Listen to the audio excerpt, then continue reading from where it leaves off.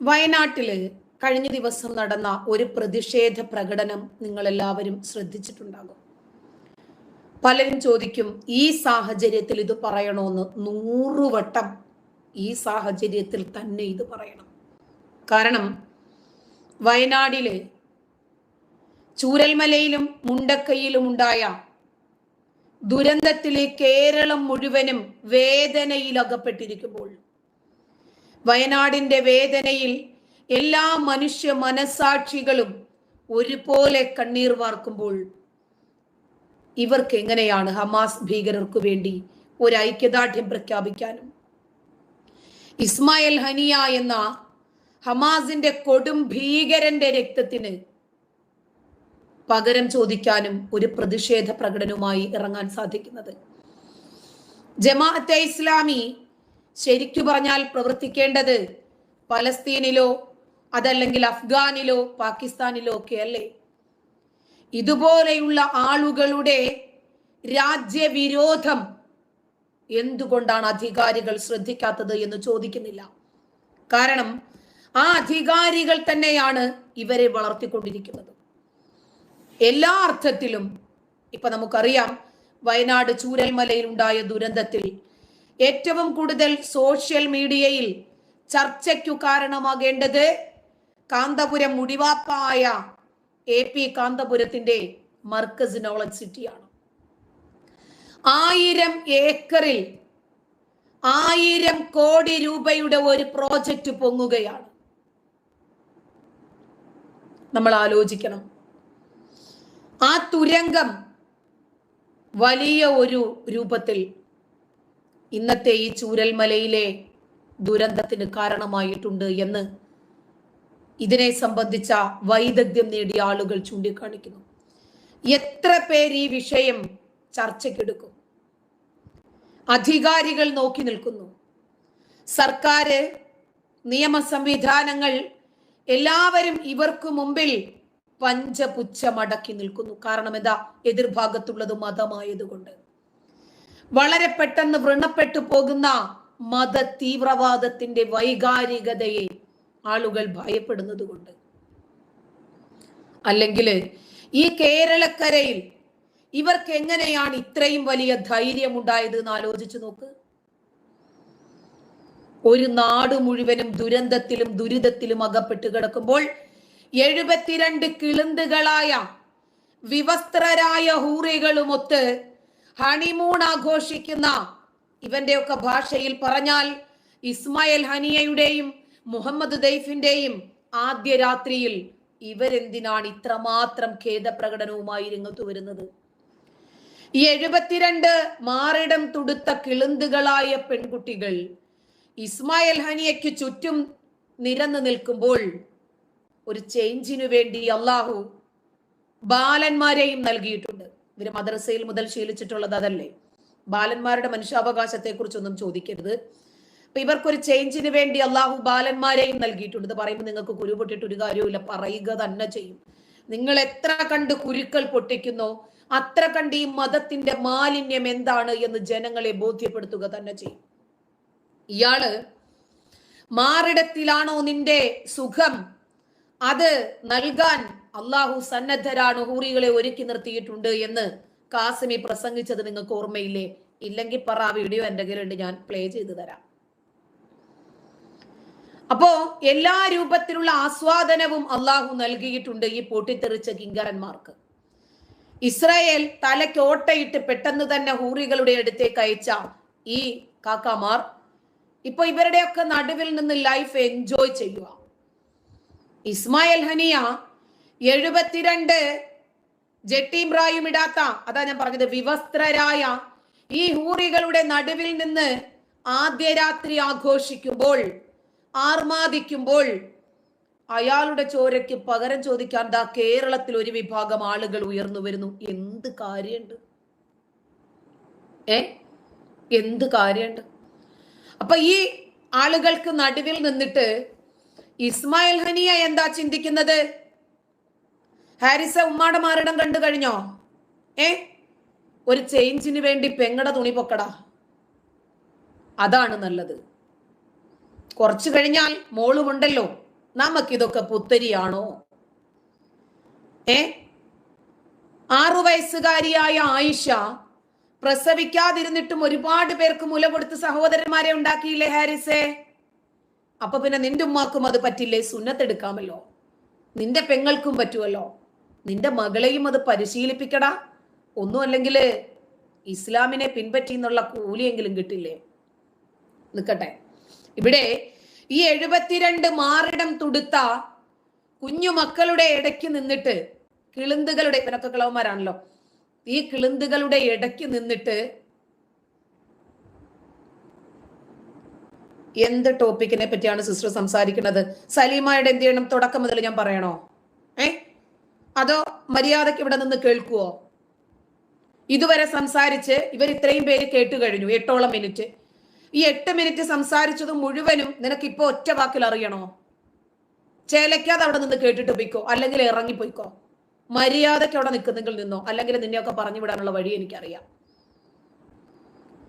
ഇതിന്റെ ഇടയ്ക്ക് നിന്നിട്ട് ഇസ്മായിൽ ഹനിയ ചിന്തിക്കുന്നത്, ഓഹ് നെതന്യാഹുവിന് നന്ദി, കുറച്ച് നേരത്തെ എന്റെ തലയ്ക്ക് ഓട്ടയിട്ടില്ലല്ലോ, കുറച്ച് നേരത്തെ എന്റെ തല കത്തിച്ചിരുന്നെങ്കിൽ കുറച്ച് നേരത്തെ തന്നെ എനിക്ക് ഈ സുഖം ആസ്വദിക്കാമായിരുന്നല്ലോ. അങ്ങനെ ചിന്തിച്ച് നെതന്യാഹുവിന് അഭേദ്യമായ നന്ദി അറിയിക്കുവാണ് ഇസ്മായിൽ ഹനിയ. ആ സമയത്ത് ഇവിടെ ഇസ്മായിൽ ഹനിയയുടെ ചോരയ്ക്ക് പകരം ചോദിക്കാൻ ജമാഅത്തെ ഇസ്ലാമി ഇറങ്ങി തിരിച്ചിരിക്കുന്നു. ജമാഅത്തെ ഇസ്ലാമിയെ സംബന്ധിച്ചിടത്തോളം ഈ രാജ്യത്തോട് എന്ത് കൂറാണ് ഇവന്മാർക്കുള്ളത്? ഇവരുടെ നേതാവുണ്ട് അബുൽ അഹ്ല മൗദൂദി. അയാള് പറഞ്ഞത് ജനാധിപത്യം നമുക്ക് വേണ്ട, മതേതരത്വം നമുക്ക് വേണ്ട, ദേശീയത നമുക്ക് വേണ്ട. ഇത് മൂന്നും ഇല്ലാത്തവനെ എന്തിനാടാ ഇന്ത്യക്ക് ആവശ്യം? ഇപ്പതാ ഇന്ത്യൻ ആർമി, ജാതിയും മതവും ഇല്ലാത്ത ഒരുപാട് മനുഷ്യ ജന്മങ്ങൾ ഞാണിൽ തൂങ്ങി ആടുവാണ് സഹജീവികൾക്ക് വേണ്ടി. ഹാരിസ് മാറിടം കണ്ടു കഴിഞ്ഞോടാ? കണ്ടോ? ഉമ്മ കാണിച്ചു തരാമെന്ന് പറഞ്ഞു തൽക്കാലം, അതോ സഹോദരിയെ കൊണ്ട് അഡ്ജസ്റ്റ് ചെയ്യാമെന്ന് വിചാരിച്ചോ? നിർത്തിപ്പോണോ വേണ്ടെന്ന് ഞാൻ തീരുമാനിച്ചോളാം. നീ ഇറങ്ങിപ്പോടാ, എന്റെ ലൈവിൽ നിന്ന് ഇറങ്ങിപ്പോയിക്കോ. അതല്ലെങ്കിൽ നിന്നെ പറഞ്ഞു വിടാനുള്ള വഴി എനിക്കറിയാം. അത് നല്ലത്. കമന്റ് ഡിലീറ്റ് ചെയ്തോ, ഓടിക്കോ.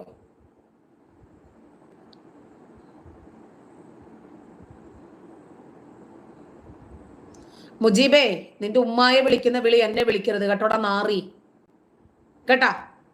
നിന്റെ വീട്ടിലാരെങ്കിലും വന്നോടാ വീഡിയോയുമായിട്ട്? വന്നാ? എന്ത് വീഡിയോ ചെയ്യണം, ഏത് വിഷയത്തെ കുറിച്ച് സംസാരിക്കണമെന്ന് എനിക്കറിയാം. നിന്റെ ഉപദേശം എനിക്ക് വേണ്ട, വീട്ടിലുള്ളവരെ പോയി ഉപദേശിച്ചാൽ മതി. ചെല്ലെ. ഇനി ഇത് തന്നെയാണ് തീരുമാനം. തന്തയ്ക്ക് വിളിച്ചാൽ നിന്റെ തന്തയുടെ തന്തയ്ക്ക് വിളിക്കും ഞാൻ. അങ്ങനെ നിന്റെ ഒന്നും തന്തയ്ക്ക് വിളി കേട്ടോണ്ടിരിക്കേണ്ട കാര്യമൊന്നും എനിക്കില്ല. ഇവിടെ ജമാഅത്തെ ഇസ്ലാമിയുടെ ആശയം തന്നെ രാജ്യത്തിന്റെ അഖണ്ഡതയ്ക്കും സുസ്ഥിരതയ്ക്കും എതിരാണ്. അബുൽ അഹ്ല മൗദൂദിയുടെ ഏത് പുസ്തകങ്ങൾ എടുത്താലും ശരി, അതിന്റെ മുഖപുരയിൽ ജനാധിപത്യമല്ല നമുക്ക് വേണ്ടത് മതാധിപത്യമാണെന്നും, മത ഇതരത്വമല്ല നമുക്ക് വേണ്ടത് മതമാണെന്നും, സാഹോദര്യവും സഹിഷ്ണുതയും ഒക്കെ സ്വന്തം സഹജീവികളോടാണ് വേണ്ടതെന്നും, അതല്ലാതെ അമുസ്ലിങ്ങളോടല്ലെന്നും എഴുതി പിടിപ്പിച്ചിട്ടുണ്ട്. മുജീബേ, നിന്റെ തന്തയാടാ നായിന്റെ മോനെ. അതാടാ നീ പുഴുത്ത പട്ടിയുടെ സ്വഭാവം കാണിക്കുന്നേ. നിന്നെ ഉണ്ടാക്കിയവനുണ്ടെങ്കിൽ പോയി പറയടാ, അവന്റെ മുഖത്ത് നോക്കി വിളിയടാ. ചെല്ലേ, നിന്റെ തന്തയെ വിളിയടാ നാറി. പറ്റുമെങ്കിൽ നിന്റെ തള്ളയും വിളിയടാ നായിന്റെ മോളേന്ന്. പാപ്പായ നായിന്റെ മോനെന്ന് വിളിക്ക്, നിന്റെ ഉമ്മായെ പുഴുത്ത നായിന്റെ മോളേന്ന് വിളിക്ക്. ചെല്ലേ. ജംഷീദെ, ഉമ്മായെ മുഴുവനെ നിർത്തി കുളിപ്പിക്ക്. ഒരു ചേഞ്ചിന് വേണ്ടി വേണമെങ്കിൽ പെങ്ങളെയും നിർത്തിക്കോ മുഴുവനെ. ഫാത്തിമാക്ക് എന്താടി അപ്പിക്കുപ്പായക്കാരി? ഇവന്മാരടുത്ത് കുളിക്കാൻ പോണോടി? അണ്ടാ ഹാരിസും മുജീബും ഒക്കെ റെഡിയായി നിപ്പോണ്ടടി. ഏവളുമാര് വന്നാലും അപ്പിക്കുപ്പായക്കാരികളായാ മതി. അവളുമാരെ നഗ്നമായിട്ട് കുളിപ്പിക്കാൻ തയ്യാറായി നിപ്പോണ്ട്. ഫാത്തിമ ചെല്ലടി. അപ്പിക്കുപ്പായക്കാരി, കൃഷിയിടാൻ നിനക്ക് മുട്ടി നിൽക്കുന്നുണ്ടോ?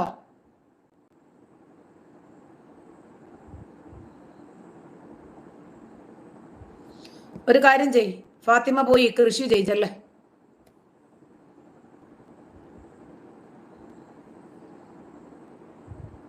മുജീബേ, വേശ്യയുടെ മോനാണ് നീ എന്നോ? ഉമ്മ വേശ്യയാണെന്നോ? അങ്ങനൊക്കെ ഉമ്മയെ പറയാമോടാ പബ്ലിക്കായിട്ട് വന്നിട്ട്? ഒന്നും അല്ലെങ്കിൽ നിന്നെ തൂറിയിടെങ്കിലും ചെയ്തില്ലേ? സാധാരണ രൂപത്തിൽ ജനിച്ചവനല്ല നീ എന്ന് നിന്റെ കമന്റ് കണ്ടപ്പോ തന്നെ മനസ്സിലായി. എനിക്ക് കൃഷി ചെയ്യാൻ ഭൂമിയൊന്നും ഇല്ലടാ ഷാഫി. എന്താ ഉമ്മ ഭൂമി റെഡിയാക്കി വെച്ചിരിക്കുന്നത് പോലെ എല്ലാവരും റെഡിയാക്കി വെച്ചിരിക്കണമെന്ന് നിന്റെ വിചാരം ആണോ?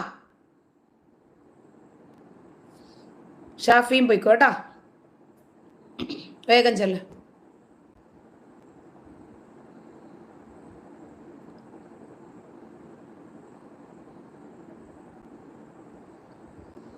ഭവാനിക്ക് എന്താടി വേണ്ടത്? മുറിയനെ വേണോന്നോ? മുറിയന്റെ കൂടെ പോയിക്കോ.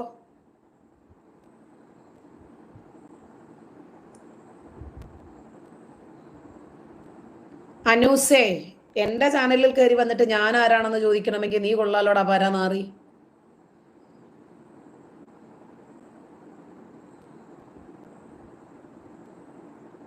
എടാ ലുക്മി തെണ്ടി അലവലാതി നാറി, ഞാൻ നല്ല കുടുംബത്തിൽ ജനിച്ചത് തന്നെയാണ്. എന്റെ തന്തയ്ക്കും തള്ളയ്ക്കും വിളിച്ചാൽ കേട്ടുകൊണ്ട് നിൽക്കാനുള്ള ഗാന്ധിയൻ ചിന്താഗതിയൊന്നും എനിക്കില്ല. അടിച്ച ഒരു കരണത്തടിച്ചാൽ അടുത്ത കാരണം കാണിച്ചു കൊടുക്കത്തില്ലടാ. അടിച്ചവന്റെ സാമാനം തകർത്തിയും താഴെയിടും. നീ എന്താ വിചാരിച്ചേ ഞാൻ ഗാന്ധിയൻ ചിന്താഗതിയുമായിട്ട് നടക്കുന്നവരാണെന്നോ? എന്റെ തന്തയും തള്ളയും പറഞ്ഞാൽ നിന്റെയൊക്കെ അണ്ണാക്കിൽ കൊടുത്താലും ഞാൻ മറുപടി. എന്റെ തന്തയെ പറഞ്ഞാൽ നിന്റെയൊക്കെ തന്തയുടെ തന്തയെ പറയും ഞാൻ. കുഴിയിൽ നിന്ന് തോണ്ടി എടുത്തു കൊണ്ടുവന്ന് നിർത്തേണ്ടി വരും നിന്റെയൊക്കെ തന്തയുടെ തന്തയെ, കേട്ടാ? സാജിദേ ചെല്ല്, ഇസ്ലാമിനെ സംരക്ഷിച്ച ഒരു കൊടിയുമായിട്ട് വീടിന്റെ മുമ്പിൽ പോയി നില്ല് പോ. നിന്നെ പോലുള്ള ആളുകളൊന്നും ഇവിടെ ആവശ്യമില്ല. നൗമാൻ, ആരടാ? ഉമ്മ പൊലയാടി ഉണ്ടാക്കിയതാണ് നിന്നെയെന്നോ? അതിനിപ്പോ ഞാൻ എന്ത് ചെയ്യാനാടാ? അത് വന്ന് എന്നോട് പറഞ്ഞിട്ട് എന്ത് ചെയ്യാനാടാ? ഉമ്മാടെ മുഖത്ത് നോക്കി നല്ല 4 വിളി വിളിക്കടാ. ഇത് ചേർത്ത് തന്നെ വിളിക്കടി. ഡാഷിന്റെ മോളെ, നീ ഇങ്ങനെയാണോടി എന്നെ ഉണ്ടാക്കിയത് എന്ന് അവളോട് പോയി ചോദിക്കടാ. ചെല്ല്. നീയൊക്കെ ദിവസവും ചാറ്റിൽ വന്നിട്ട് തെറി വിളിച്ചിട്ട് നിന്റെയൊക്കെ പ്രാവീണ്യം തെളിയിച്ചിട്ട് അങ്ങ് പോകാമെന്ന് വിചാരിച്ചോ? കമന്റ് ഡിലീറ്റ് ചെയ്യുന്നല്ല, അവനെയൊക്കെ ബ്ലോക്ക് ചെയ്ത് ഓടിക്കുന്നതാ.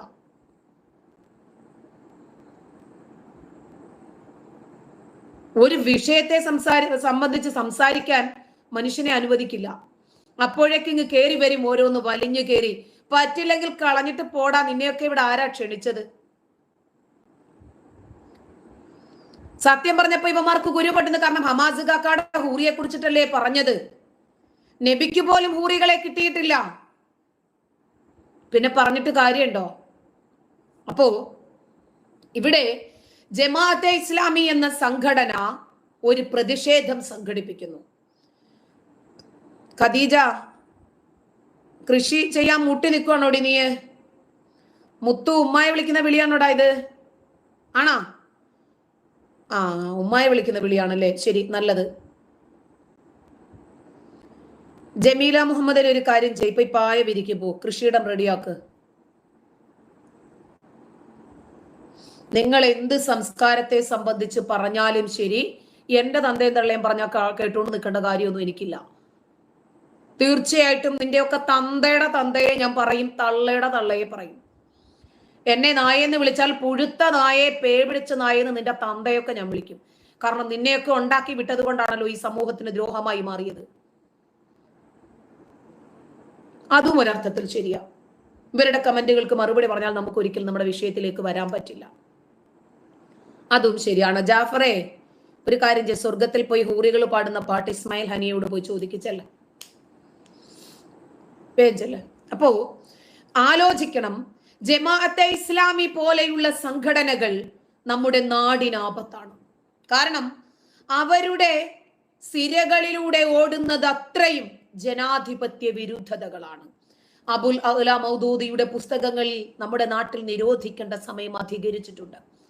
ജനാധിപത്യത്തിനും മതേതരത്വത്തിനും ദേശീയതയ്ക്കും എതിരായിട്ടുള്ള ആശയങ്ങളാണ് അദ്ദേഹത്തിന്റെ പുസ്തകങ്ങളിലൂടെ, അദ്ദേഹത്തിന്റെ സംഘടനയിലൂടെ ഈ ഇന്ത്യയിൽ മുഴുവനും പരന്നു കിടക്കുന്നത്.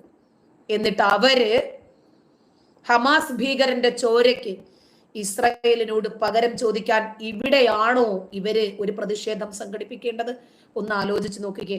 സത്യം പറഞ്ഞാൽ ഇവര് ഗാസയുടെ മണ്ണിലല്ലേ പോയി നിൽക്കേണ്ടത്? ബാക്കി ഇസ്രായേലിന്റെ പട നോക്കിക്കൊള്ളുമല്ലോ, ജൂതപ്പട നോക്കിക്കോളുമല്ലോ. ബാക്കി ഇവർക്ക് ഇസ്രായേലിനോട് പകരം ചോദിക്കണമെങ്കിൽ ഇസ്മായിൽ ഹനിയയ്ക്കും യഹിയ സിൻവാറിനും മുഹമ്മദ് ദെയ്ഫും അടങ്ങുന്ന പല ലോക രാജ്യങ്ങളും തീവ്രവാദികളാണ് എന്ന് പറഞ്ഞ് മുദ്ര കുത്തിയ ഈ സംഘടനാ നേതാക്കന്മാർക്കെതിരെ അല്ലെങ്കിൽ അവരുടെ കൂടെ നിന്ന് ഇസ്രായേലിലെ ജൂതപ്പടക്കെതിരെ പ്രവർത്തിക്കണമെങ്കിൽ ഇവർക്ക് എത്രയും എളുപ്പം ഗാസയിലെ യുദ്ധഭൂമിയിലേക്ക് പോകുന്നതല്ലേ? ഗാസയിലെ യുദ്ധഭൂമിയിലാണെങ്കിൽ ആളുകളില്ലാതെ വിഷമിക്കുവാണ് അവര്. കാരണം ഖത്തറിലും തുർക്കിയിലും ഈജിപ്തിലും ഇറാനിലും ഒക്കെ ഇരുന്ന് അവർക്ക് യുദ്ധത്തെ നിയന്ത്രിക്കണ്ടേ? അവിടെ പരിചകളാക്കാൻ ആളില്ലാതെ വിഷമിക്കുവാണ്. അതുകൊണ്ട് ഇവർക്കൊക്കെ അങ്ങോട്ട് പോയാ പോരെ. ഇപ്പൊ ഇറാന്റെ മടിത്തട്ടിൽ കയറി ഒരു പൂ പറിക്കുന്ന ലാഘവത്തോടെ ഇസ്രായേലിന്റെ മൊസാദ് തല ഇങ്ങോട്ട് എടുത്തു കൊണ്ടുവന്നു. ആർക്കും തടയാൻ കഴിഞ്ഞില്ല. അയാളുടെ ഒരു സൈനികൻ, അയാളുടെ ഒരു ബ്ലാക്ക് കാറ്റ് കൂടെ ഉണ്ടാകുമല്ലോ, സെക്യൂരിറ്റി, അവന്റെ തലയും അങ്ങെടുത്തു. ഇസ്മായിൽ ഹനിയയുടെ ചോരയ്ക്ക് ഞങ്ങൾ പകരം ചോദിക്കുമെന്ന് ഇറാൻ പ്രഖ്യാപിക്കുന്നതിന് മുമ്പ് ഇവൻ കഴിഞ്ഞാൽ അടുത്ത സൈനിക നേതാവ് ആരായിരിക്കും ആകുന്നത്, രാഷ്ട്രത്തിന്റെ നേതാവ് ആരായിരിക്കും അത് മുഹമ്മദ് ദെയ്ഫ്, അവന്റെ തലയും എടുത്തു. അടിച്ചതിന്റെ മേലെ വീണ്ടും കിട്ടിയ അടി. ഇതാണ് ഇസ്രായേൽ. ജൂതന്റെ പക എത്രത്തോളം ഉണ്ടെന്ന് ഇപ്പൊ ഇവർക്ക് മനസ്സിലായില്ലേ? ക്ഷമിക്കുന്നതിന്റെ പരമാവധി ക്ഷമിക്കും. ആ ക്ഷമയുടെ നെല്ലിപ്പടി കണ്ടു കഴിഞ്ഞാൽ പ്രതികരിക്കാൻ സജ്ജരായിട്ട് ഇറങ്ങും. പിന്നീട് ക്ഷമ ചോദിച്ചു വരരുത്, കിട്ടില്ല. ജൂതന്റെ പക അങ്ങനെയാ. മനുഷ്യരാണ്, അവിവേകമാണ്, മതം നിയന്ത്രിക്കുന്നത് കൊണ്ടാണ് അങ്ങനെ. ഇതൊക്കെ ക്ഷമിക്കും പരമാവധി. ക്ഷമയുടെ നെല്ലിപ്പടി കഴിഞ്ഞാൽ തിരിച്ചടിയിൽ നിങ്ങൾക്ക് പിടിച്ചു നിൽക്കാൻ സാധിക്കില്ല എന്നാണ് ജൂതപ്പക, ജൂതപ്പട, ഇസ്രായേൽ, നെതന്യാഹു, ഹമാസ് ഇസ്രായേൽ യുദ്ധം നമുക്ക് തെളിയിച്ചു തരുന്നത്. ഇപ്പോ ഈജിപ്തിന്റെ കാല് പിടിക്കാൻ കെയ്റോയിലെത്തി. യുദ്ധമൊന്ന് നിർത്താൻ പറയണം. അപ്പൊ നെതന്യാഹു ഏത് യുദ്ധം? അല്ല, നമ്മളിപ്പോ തുടങ്ങി വെച്ചിട്ടുണ്ടല്ലോ ഗാസയിൽ. നിങ്ങളല്ലേ തുടങ്ങിയത്? അല്ല, ഞങ്ങളാണ് തുടങ്ങിയത്. പിന്നെ ഇതാരാ അവസാനിപ്പിക്കേണ്ടത്? ഞങ്ങളല്ലേ. പോയിക്കോ, വണ്ടി വിട്ടോ, നമുക്ക് പിന്നീട് ആലോചിക്കാം. അത് കഴിഞ്ഞിട്ട് ഖത്തറിൽ ചർച്ച. കുറച്ച് നിയമാവലികളും എഴുതി കൊണ്ടുവന്നു. നിയമാവലി നെതന്യാഹു വായിച്ചു നോക്കി. ഗാസയുമായി വീണ്ടും ഒരു ടൈപ്പ്, പഴയതുപോലെ ജോലി കൊടുക്കണം, ഇന്ധനം കൊടുക്കണം, ഇന്റർനെറ്റ് കൊടുക്കണം, ഭക്ഷണം കൊടുക്കണം, വെള്ളം കൊടുക്കണം, പലസ്തീനികൾക്ക് ജോലി കൊടുക്കണം. ഇതാണല്ലേ നിങ്ങളുടെ കരാറ്? ചുരുട്ടി മടക്കി വലിച്ച് കീറിവന്റെ ഒക്കെ മുഖത്തിനിടെ പോടാന്ന് പറഞ്ഞു.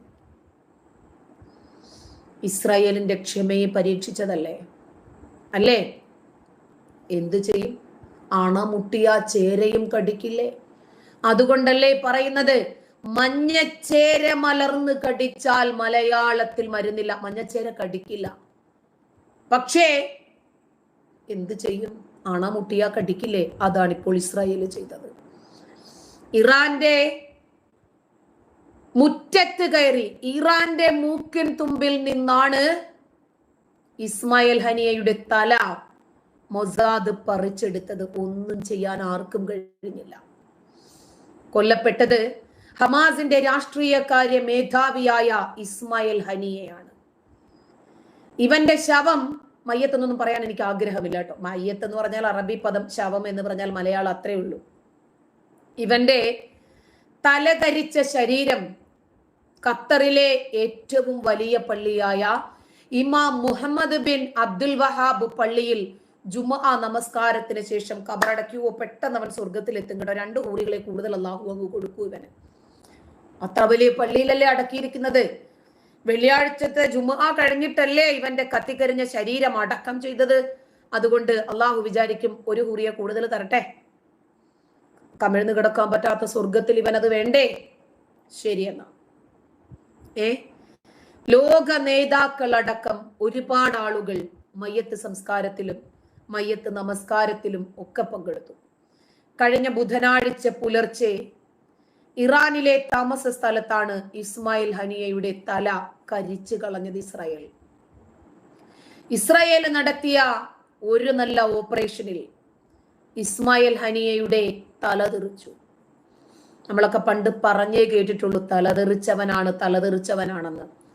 ഈ കൊലപാതകം ചെയ്ത് കഴിഞ്ഞ് മൊസാദ് രംഗത്തൊന്നും വന്നിട്ടില്ല.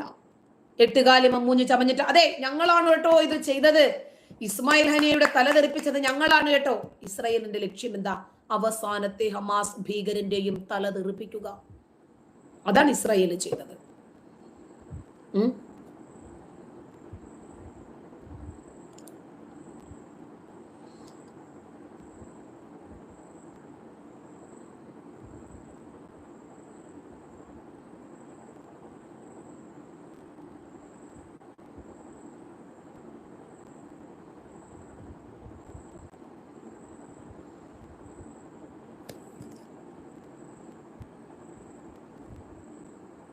സനാബഷീറെ അപ്പിക്കുപ്പായക്കാരി എന്റെ വായിന്ന് കേൾക്കരുത് കേട്ടോടി. വെറുതെ നിന്നെ ഉണ്ടാക്കിയവനെ പറയിപ്പിക്കില്ലടി. നീ പെണ്ണാണെങ്കിലും ആണാണെങ്കിലും. സന്തോഷം എന്തോ കാണാനാടാ വന്നേ? ആരുടെ ചുണ്ട് കാണാനാടാ വന്നത്? നിന്റെ അമ്മയ്ക്കില്ലേ? ഇല്ലേ? ചെന്ന് കാണു ചെല്ല്. ഇത്തരം ഞരമ്പ് രോഗികളെ ഒന്നും നമുക്ക് ആവശ്യമില്ല. സക്സസ് വേൾഡ് നെതന്യാഹുവിന്റെ ഭാര്യയാണെങ്കിലേ പറയാൻ പാടുള്ളൂടെ. ആണാ?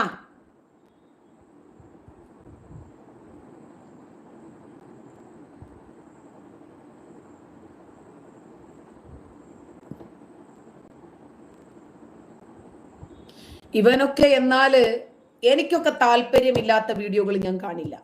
ആ വ്യക്തികളുടെ ചാനലേ ഞാൻ ഡോട്ട് റെക്കമെൻഡഡ് എന്ന് കൊടുത്തിട്ടുണ്ട്. ഇവരൊക്കെ പിന്നെ എന്തിനാണ് കയറി വരുന്നത് എന്ന് ചോദിച്ചു പോകുവാണ്. ഇവർക്ക് താല്പര്യമില്ല. എന്നാലും എന്താണ് പറയുന്നത് എന്ന് അറിയണമല്ലോ, അങ്ങനെ കയറി വരുന്നതാണ്. അപ്പോ ഇസ്മായിൽ ഹനിയ ഇരുമ്പ് ജെട്ടിയിട്ട് പൊട്ടിത്തെറിക്കാത്തത് കൊണ്ട് തലയെ തെറിച്ചിട്ടുള്ളൂ ഭാഗ്യം. ചിപ്പിക്കകത്ത് കാത്തിരുന്ന 72 ഹൂറികൾ നിരാശരായില്ല, സമാധാനമായി.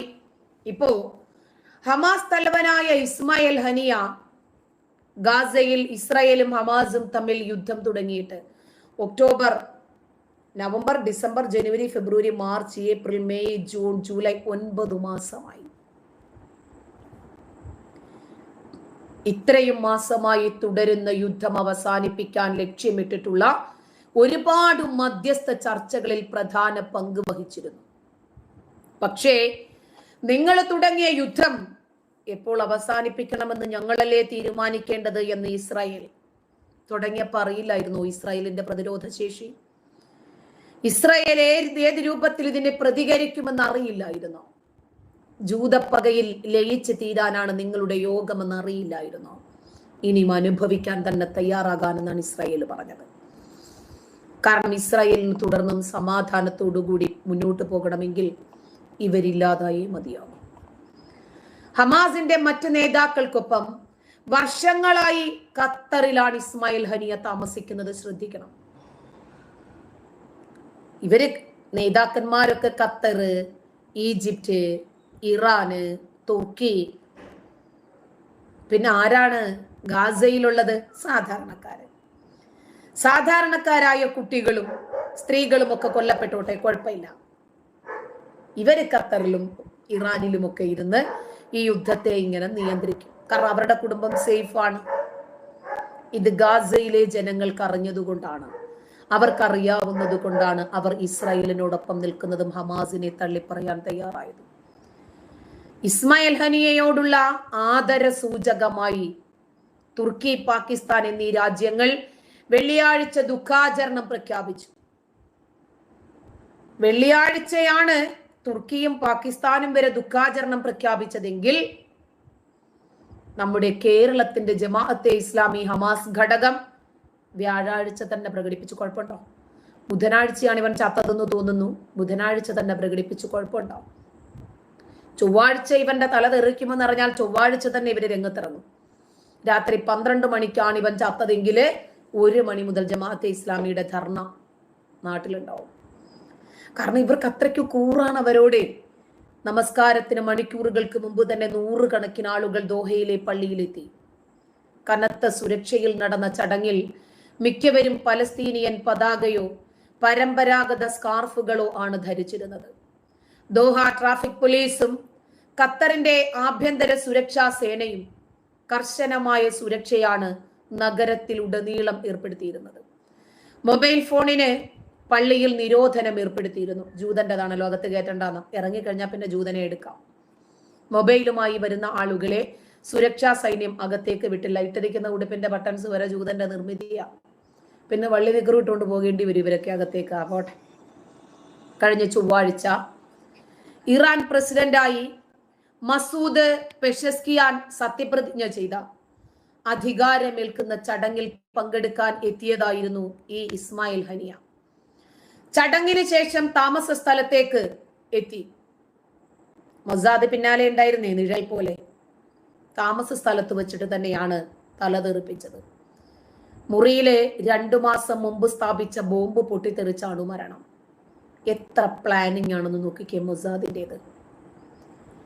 2 മാസമായി ഇവൻ താമസിച്ച മുറിയിൽ ബോംബും വെച്ച് അക്ഷമരായി കാത്തിരിക്കുവാണ് മൊസാദിന്റെ ടീം. കാരണം ഇവനൊക്കെ ഈ ഭൂമിയുടെ നാശമാണ് എന്ന് മനസ്സിലാക്കി ഇവരിൽ ഓരോരുത്തരെയും ടാർഗറ്റ് ചെയ്ത് ഇസ്രായേൽ മുന്നോട്ട് പോയി. ഹമാസിനെ പിന്തുണയ്ക്കുന്ന ഹിസ്ബുള്ളയുടെ സൈനിക കമാൻഡറായ ഫുആദ് ഷുക്കൂറിനെ ബെയ്റൂട്ടിൽ തന്നെ തീർത്തു. ആ മരണവാർത്ത ഇസ്മായിൽ ഹനിയ അറിയുന്നതിന് മുമ്പ് തന്നെ ഇസ്മായിൽ ഹനിയയുടെ തലതെറിച്ചു. ഹനിയയുടെ മൃതദേഹം ദോഹയുടെ വടക്ക് ലുസൈലിലെ കബറിടത്തിലാണ് മറവ് ചെയ്തത്. അല്ല, ഇവനെ എന്തേ ഗാസയിലേക്ക് കൊണ്ടുപോകാത്തത്? ഇവന് വേണ്ടി പലസ്തീനിൽ എന്തുകൊണ്ട് 6 അടി മണ്ണൊരുങ്ങിയില്ല? നടക്കില്ല. കാരണം അവിടെ ഏതാണ്ട് ഇസ്രായേലിന്റെ പിടിയിലായി കഴിഞ്ഞില്ലേ.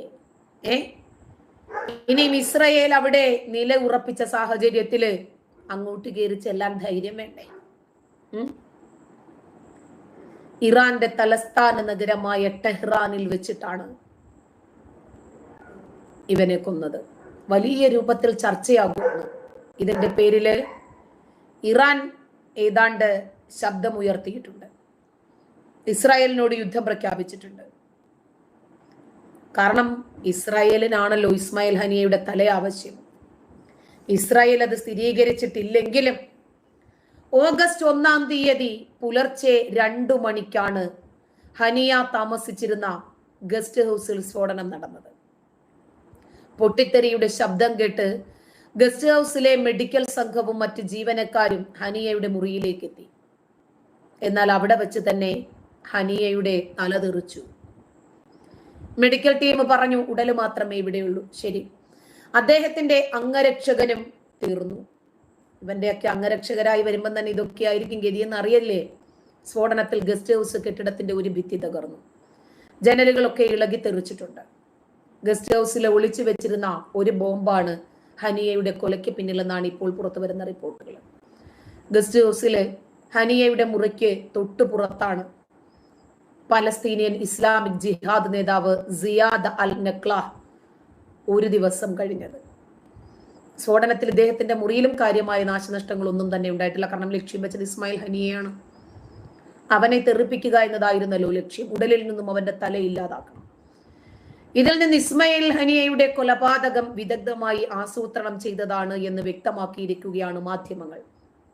ഇറാന്റെ അകത്ത് ഇവരുടെ കാര്യാലയത്തിൽ മറ്റ് രാജ്യങ്ങളിൽ നിന്നും വരുന്ന പ്രധാനമന്ത്രിമാരും പ്രസിഡന്റുമാരും മറ്റ് രാജ്യ ഇതര നേതാക്കന്മാര് താമസിക്കുന്ന ഗസ്റ്റ് ഹൗസിനകത്ത് 2 മാസമായി ബോംബും വെച്ച് ഇസ്മായിൽ ഹനിയയെ കാത്തിരിക്കുകയാണ് മൊസാദ്. എങ്കിൽ അടിമോനെ ബസർ എന്ന് പറയണ്ടേ മൊസാദിന്? ആരാണോ ഇസ്രായേലിനെതിരെ ഉയർന്നു വരുന്നത് ആ കരങ്ങളെ ഇല്ലാതാക്കാൻ മൊസാദിനറിയാം. ഇവനെ കൊല്ലാൻ വേണ്ടി അയാൾ താമസിച്ചിരുന്ന ഗസ്റ്റ് ഹൗസിൽ ബോംബ് ഒളിപ്പിച്ചു വെച്ചു. കൊലപാതകം നടത്തുന്നതിന് 2 മാസം മുമ്പേ അതിനു വേണ്ടിയുള്ള പ്രീ പ്ലാനിങ്ങുകൾ നടന്നു ഇവരുടെ ഈറ്റില്ലത്തിൽ തന്നെ. കൃത്യമായി ഈ പശ്ചിമേഷ്യൻ ഉദ്യോഗസ്ഥരെ ഉദ്ധരിച്ച് ന്യൂയോർക്ക് ടൈംസ് ഇത് വ്യക്തമാക്കിയിട്ടുണ്ട്. ടെഹ്റാനിലെ തന്ത്രപ്രധാനമായ ഒരു മേഖലയിലാണ് ഈ ഗസ്റ്റ് ഹൗസ്.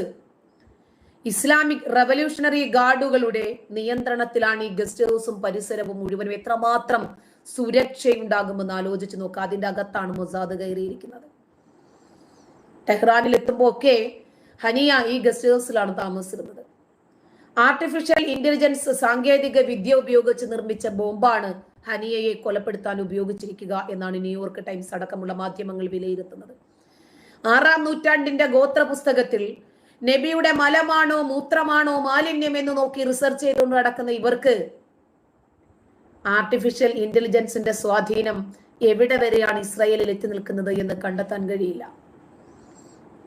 ഹനിയയുടെ കൊലപാതകത്തിന്റെ കൃത്യതയും സങ്കീർണതയും വിലയിരുത്തുമ്പോൾ 2020 ഇറാനിലെ ഉന്നത ആണവ ശാസ്ത്രജ്ഞനായ മുഹ്സെൻ ഫക്രിസാദിയെ കൊലപ്പെടുത്താൻ ഇസ്രായേൽ ഉപയോഗിച്ച രീതിയുമായി സാമ്യമുണ്ടെന്നാണ് ന്യൂയോർക്ക് ടൈംസിന്റെ റിപ്പോർട്ട്. വിദൂരതയിൽ പ്രവർത്തിക്കുന്ന ഒരു ആർട്ടിഫിഷ്യൽ ഇന്റലിജൻസ് റോബോട്ട് ഉപയോഗിച്ചിട്ടായിരുന്നു ഫക്രിസാദയുടെ കൊലപാതകം. ഇസ്രായേൽ തന്നെയാണ് ഹനിയുടെ കൊലയ്ക്ക് പിന്നിലെന്ന് ഹമാസും ഇറാനും ഉറപ്പിച്ചു. ചില US ഉദ്യോഗസ്ഥരും ഇതേ നിഗമനത്തിൽ തന്നെ എത്തിച്ചേർന്നിട്ടുണ്ട്. ഈ ദൗത്യത്തിന്റെ പ്രത്യേകതകളെ പറ്റി ഇസ്രായേൽ രഹസ്യാന്വേഷണ വിഭാഗം US ഉദ്യോഗസ്ഥരോട് വെളിപ്പെടുത്തിയിരുന്നു എന്നാണ് പശ്ചിമേഷ്യൻ ഉദ്യോഗസ്ഥർ പറഞ്ഞതായി ന്യൂയോർക്ക് ടൈംസ് റിപ്പോർട്ട് ചെയ്യുന്നത്. പക്ഷേ ഈ കൊലപാതകത്തെ കുറിച്ച് ഞങ്ങൾക്കൊന്നും അറിയില്ലായിരുന്നു എന്നാണ് US സെക്രട്ടറി ഓഫ് സ്റ്റേറ്റ് ആയ ആന്റണി ബ്ലിങ്കൻ വ്യക്തമാക്കിയത്. ഇടപെടണ്ടല്ലോ, കാരണം ഇവന്മാരുടെയൊക്കെ തല ആവശ്യമുള്ളത് ഇസ്രായേലിനാണ്. അവർ കൊണ്ടുപോയിക്കോട്ടെ, നമ്മൾ കണ്ടില്ല കേട്ടില്ല എന്നുള്ള രൂപത്തിൽ നിൽക്കാം. കാരണം അമേരിക്കയ്ക്കും ആവശ്യമാണ് ഇവന്റെയൊക്കെ തലതെറിക്കല്. ഇസ്രായേലിന് പുറത്ത് നടത്തുന്ന ഇത്തരം കൊലപാതകങ്ങളുടെ ഉത്തരവാദിത്വം രാജ്യത്തെ ചാരസംഘടനയായ മൊസാദിന്റെ ഉത്തരവാദിത്വത്തിലാണ്. ഹമാസ് നേതാക്കളെ തെരഞ്ഞുപിടിച്ച് കണ്ടെത്തുമെന്ന് മൊസാദിന്റെ തലവൻ ഡേവിഡ് ബെർണിയ കഴിഞ്ഞ ജനുവരിയിൽ പറഞ്ഞിട്ടുണ്ടായിരുന്നു. കാരണം ആരാണോ ഇസ്രായേലിന് ശത്രുവായി നിൽക്കുന്നത് ഇപ്പോൾ ഹമാസ് ഭീകരരാണ്. ഓരോ ഹമാസ് നേതാവിന്റെയും തല ഞങ്ങൾ എടുക്കുമെന്ന് നേരത്തെ തന്നെ പറഞ്ഞതാണ്. അതും ന്യൂയോർക്ക് ടൈംസ് തന്നെ റിപ്പോർട്ട് ചെയ്തിട്ടുണ്ട്. പക്ഷേ ഹനിയയുടെ വധത്തിൽ ഇസ്രായേലിനോട് പകരം ചോദിക്കുമെന്ന് ഇറാന്റെ പരമോന്നത നേതാവ് ആയത്തുള്ള ഖൊമേനി പറഞ്ഞിട്ടുണ്ട്. എന്നാൽ പിന്നെ എല്ലാവരും ഒരുമിച്ച് വായോന്ന് ഇസ്രായേലും. ശത്രുക്കളൊക്കെ ഒരുമിച്ച് വരുന്നതല്ലേ നല്ലത്. പിന്നീട് ഒരു പ്രീ പ്ലാനിങ്ങിന്റെ ആവശ്യമില്ല. കാരണം ഇറാന്റെ മൂക്കിൻ തുമ്പിൽ നിന്നാണല്ലോ ഹനിയയുടെ തല കൊണ്ടുപോയത്. അപ്പോ ഇവന്റെ ചോരയ്ക്ക് പകരം ചോദിക്കേണ്ടത് ഞങ്ങളുടെ കടമയാണ് എന്നാണ് ഖൊമേനി കഴിഞ്ഞ ദിവസം പറഞ്ഞത്. എന്നാ പിന്നെ കടമ പെട്ടെന്ന് അങ്ങ് നിറവേറ്റിക്കൊള്ളാൻ ഇസ്രായേലും പറഞ്ഞു. കാരണം ഇസ്രായേലിനും കാത്തിരിക്കാൻ വയ്യേ. ഇവന്മാർക്ക് വേണ്ടി എത്രയായി പണം ചെലവാക്കിക്കൊണ്ടിരിക്കുന്നു. അതുകൊണ്ട് എത്രയും പെട്ടെന്ന് ഇവനൊക്കെ അങ്ങ് തലതെറിച്ചാൽ അത്രയും മനുഷ്യന് സമാധാനത്തോടു കൂടി ജീവിക്കാമല്ലോ. ശേഷിക്കുന്ന മനുഷ്യർക്കെങ്കിലും മനസമാധാനത്തോടെ ജീവിക്കാം. ഇങ്ങനെ ഇറാന്റെ നേതാവായ ഇസ്മായിൽ ഹനിയയുടെ തലതെറിച്ചതില് ഹമാസ് നേതാക്കളൊക്കെ നെഞ്ചിരിടിച്ച് നിലവിളിയ. ഈ നിലവിളിച്ചോണ്ടിരിക്കുമ്പോഴാണ് അടുത്തത് ഹമാസിന്റെ സൈനിക നേതാവായ ഒരു മാംസപിണ്ഡമുണ്ട്. ഇസ്രായേൽ നട്ടെല്ല് തകർത്തു, കൈയും കാലും എടുത്തു, ഒരു കണ്ണും എടുത്തു. എന്നിട്ടും ഇവന്റെ തീവ്രവാദം അവസാനിക്കുന്നില്ല. മുഹമ്മദ് ദൈഫ് എന്ന 59 വയസ്സുകാരൻ ഇവന്റെയും തലയെടുത്തു. കാരണം അടുത്ത കിങ്കരൻ ഇവനാണ്. ജൂലൈ 13-ാം തീയതി തന്നെ തെക്കൻ ഗാസയിലെ ഖാൻ യൂനിസിൽ നടത്തിയ ആക്രമണത്തിൽ ദൈഫിന്റെ തലയെടുത്തതാ. പക്ഷേ ഇസ്രായേൽ സൈന്യം ഈ 2 ബോഡികളും ഒരുമിച്ചിട്ട് കൊടുക്കാമെന്ന് വിചാരിച്ചു. വലിയ ആഘാതം ഉണ്ടാകണ്ടേ. അതുകൊണ്ട് മുഹമ്മദ് ദൈഫിന്റെ മൃതശരീരം തൽക്കാലം തടഞ്ഞു വെച്ചു. അപ്പൊ ഇസ്മായിൽ ഹനിയയുടെ നമ്മൾ 2 ഇക്കാമാര് ഒരുമിച്ച് അങ്ങോട്ട് ഇട്ട് കൊടുത്തു. അങ്ങനെ 2 പേരുടെയും തല അങ്ങോട്ട് എടുത്തു. മുഹമ്മദ് ദൈഫിന്റെ കൊലപാതകം വ്യാഴാഴ്ചയാണ് ഇസ്രായേൽ സൈന്യം സ്ഥിരീകരിച്ചത്. കാരണം അന്നാണല്ലോ ഇസ്മായിൽ ഹനിയയുടെ തലയിൽ തെറിച്ചത്. ഒക്ടോബർ 7-ാം തീയതി ഇസ്രായേലിൽ നുഴഞ്ഞു കയറി ഹമാസ് ഭീകരർ നടത്തിയ കൂട്ടക്കൊലയും തട്ടിക്കൊണ്ടുപോകലും ബന്ധിയാക്കലും ആസൂത്രണം ചെയ്ത് നടപ്പിലാക്കിയത് ഈ എസദിൻ അൽ ഖസാം ബ്രിഗേഡ്സിന്റെ മേധാവി മുഹമ്മദ് ദെയ്ഫ് ആണെന്നാണ് ഇസ്രായേലിന്റെ ആരോപണം. ജൂത സ്ത്രീകൾ നമ്മളാൽ പീഡിപ്പിക്കപ്പെടേണ്ടവരാണെന്നും അവരെ ബലാത്കാരം ചെയ്യൽ നമുക്ക് അനുവദനീയമാണെന്നും ജൂത കുഞ്ഞുങ്ങളുടെ തലയറക്കുമ്പോൾ അല്ലാഹു അക്ബർ എന്ന് ഉച്ചത്തിൽ പറഞ്ഞാൽ മതിയെന്നുമൊക്കെ ഈ മുഹമ്മദ് ദെയ്ഫിന്റെ തലച്ചോറിൽ നിന്നും ഉരുത്തിരിഞ്ഞ ആശയങ്ങളാണ്. ദെയ്ഫിനെ ലക്ഷ്യമിട്ട് ജൂലൈയിൽ നടത്തിയ ആക്രമണത്തിൽ ഹമാസിന്റെ ഖാൻ യൂനിസ് ബ്രിഗേഡ് കമാൻഡറായ റാഫ സലാമ കൊല്ലപ്പെട്ടിരുന്നു. അതിനകത്ത് 100ഓളം അഭയാർത്ഥികളും കൊല്ലപ്പെട്ടു. 900 കിലോഗ്രാം ഭാരമുള്ള മാരകമായ പ്രഹരശേഷിയുള്ള ബോംബായിരുന്നു മുഹമ്മദ് ദെയ്ഫ് കഴിഞ്ഞ വീടിന് മേലെ ഇട്ടത് എന്നാണ് ഇസ്രായേലിന്റെ സ്ഥിരീകരണം. ഇസ്രായേലിന്റെ കൊടും കുറ്റവാളിയായ മുഹമ്മദ് ദെയ്ഫ് ഇസ്രായേലിന്റെ പട്ടികയിലെ 1ാം സ്ഥാനത്താണ്. ഇസ്രായേലിനെതിരെ നിരവധി ചാവേർ ആക്രമണങ്ങൾ അടക്കം ആസൂത്രണം ചെയ്ത് നടപ്പിലാക്കി വിജയിപ്പിച്ച നേതാവാണ് ഈ മുഹമ്മദ് ദെയ്ഫ് എന്ന ഭീകരൻ. 2015 അമേരിക്ക പുറത്തിറക്കിയ അന്താരാഷ്ട്ര ഭീകരവാദികളുടെ പട്ടികയിലും ഈ കാലന്റെ പേരുണ്ടായിരുന്നു. അപ്പൊ ഇവനെയൊക്കെ ഇല്ലാതാക്കൽ ഇസ്രായേല് പറഞ്ഞതുപോലെ ഇസ്രായേലിന്റെ മാത്രം ആവശ്യമല്ല, ലോകത്തുള്ള സകലമാന ജനങ്ങളുടെയും ആവശ്യമാണ്. ഇവന് ഒരുപാട് തവണ സൂചി പോയിന്റിൽ രക്ഷപ്പെട്ട ആളാണ്. ഇസ്രായേൽ നേരിട്ട് 7 വധശ്രമങ്ങൾ ഈ മുഹമ്മദ് ദെയ്ഫിനെതിരെ ചെയ്തു. ഒന്നിൽ കണ്ണുപോയി, ഒന്നിൽ കാല് പോയി, ഒന്നിൽ കൈ പോയി, ഒന്നിൽ നട്ടെല്ല് പോയി. എന്നിട്ടും ഇവൻ മാംസകഷ്ണമായി അവശേഷിച്ചു. അവനറിയാം ഇസ്രായേലിന്റെ കൈകൊണ്ട് തന്നെ തീരാനുള്ള ജന്മമാണ് എന്റേതെന്ന്. അങ്ങനെയാണ് ഇസ്മായിൽ ഹനിയയ്ക്ക് വേണ്ടി ടെഹ്റാനിലെ സർവകലാശാലയിൽ നടന്ന ഒരു പ്രാർത്ഥനാ ചടങ്ങുകൾക്ക് ഇറാന്റെ പരമോന്നതനായ ആയത്തുള്ള ഖുമേനി നേതൃത്വം നൽകിയിട്ടാണ് പറയുന്നത്, നമുക്കിതിന് പകരം ചോദിക്കണം. ശരിയെന്ന് വളരെ കൃത്യമായിട്ട് ഇസ്രായേൽ തയ്യാറായിരിക്കുകയാണ്. ഇസ്രായേലിന്റെ സൈന്യം സജ്ജരാണ്. ഇസ്രായേലുമായിട്ടുള്ള യുദ്ധം പുതിയ ഘട്ടത്തിലേക്ക് കടന്നതായിട്ടാണ് ലെബനനിലെ ഹിസ്ബുള്ളയുടെ മേധാവിയായ ഹസൻ നസ്റുള്ള പറയുന്നത്. ഇസ്രായേൽ ചുവന്ന വര ലംഘിച്ചിരിക്കുന്നു. എന്നാൽ ഗാസയിൽ യുദ്ധം അവസാനിപ്പിക്കുന്നതിനാണ് ഇപ്പോൾ മുൻഗണനയെന്നും ഹിസ്ബുള്ള മേധാവി പറഞ്ഞു. യുദ്ധം അവസാനിപ്പിക്കുന്ന സാഹചര്യത്തില് ഇസ്രായേലിനെ അങ്ങ് ഷേവ് ചെയ്യാമെന്നാണ് ഇവർ വിചാരിക്കുന്നത്. പക്ഷേ ഇസ്രായേലൻ ഹമാസിന്റെ രീതികൾ നിങ്ങള് വാല് പൊക്കുമ്പോൾ ഇസ്രായേലിന് അറിയാം എന്തിനാണെന്ന്. ഇറാനും സഖ്യകക്ഷികളും ടെഹ്റാനിലെ ഉന്നത യോഗത്തില് ഇറാന് ഏതാണ്ട് ശക്തമായ രൂപത്തിൽ ഇസ്രായേലിനെതിരെ തീരുമാനങ്ങൾ എടുത്തിട്ടുണ്ട്. ഹിസ്ബുള്ള ഉണ്ടായിരുന്നു, യമനിലെ ഹൂതികൾ ഉണ്ടായിരുന്നു, പലസ്തീൻ സംഘടനകളായ ഹമാസ്, ഇസ്ലാമിക് ജിഹാദ് ഇവരുടെയൊക്കെ നേതാക്കന്മാർ പങ്കെടുത്തിട്ടുണ്ടായിരുന്നു. അപ്പോൾ സിറിയ, തുർക്കി, ഇറാൻ, ലെബനൻ, പലസ്തീൻ ഇവരെല്ലാവരും ഒരുമിച്ച് നിന്നിട്ടാണ് ഇപ്പോൾ ഇസ്രായേലിനെ അങ്ങ് ഷേവ് ചെയ്യാൻ ഇറങ്ങുന്നത്. അപ്പോ ഇവര് വിദേശ യാത്രയൊക്കെ നടത്തുമ്പോൾ ഇസ്രായേൽ പൗരന്മാർ ജാഗ്രത പുലർത്തണമെന്ന് നേരത്തെ തന്നെ നെതന്യാഹു ഇസ്രായേലിലേക്ക് അവർക്ക് ജാഗ്രതാ നിർദ്ദേശം കൊടുത്തിട്ടുണ്ട്.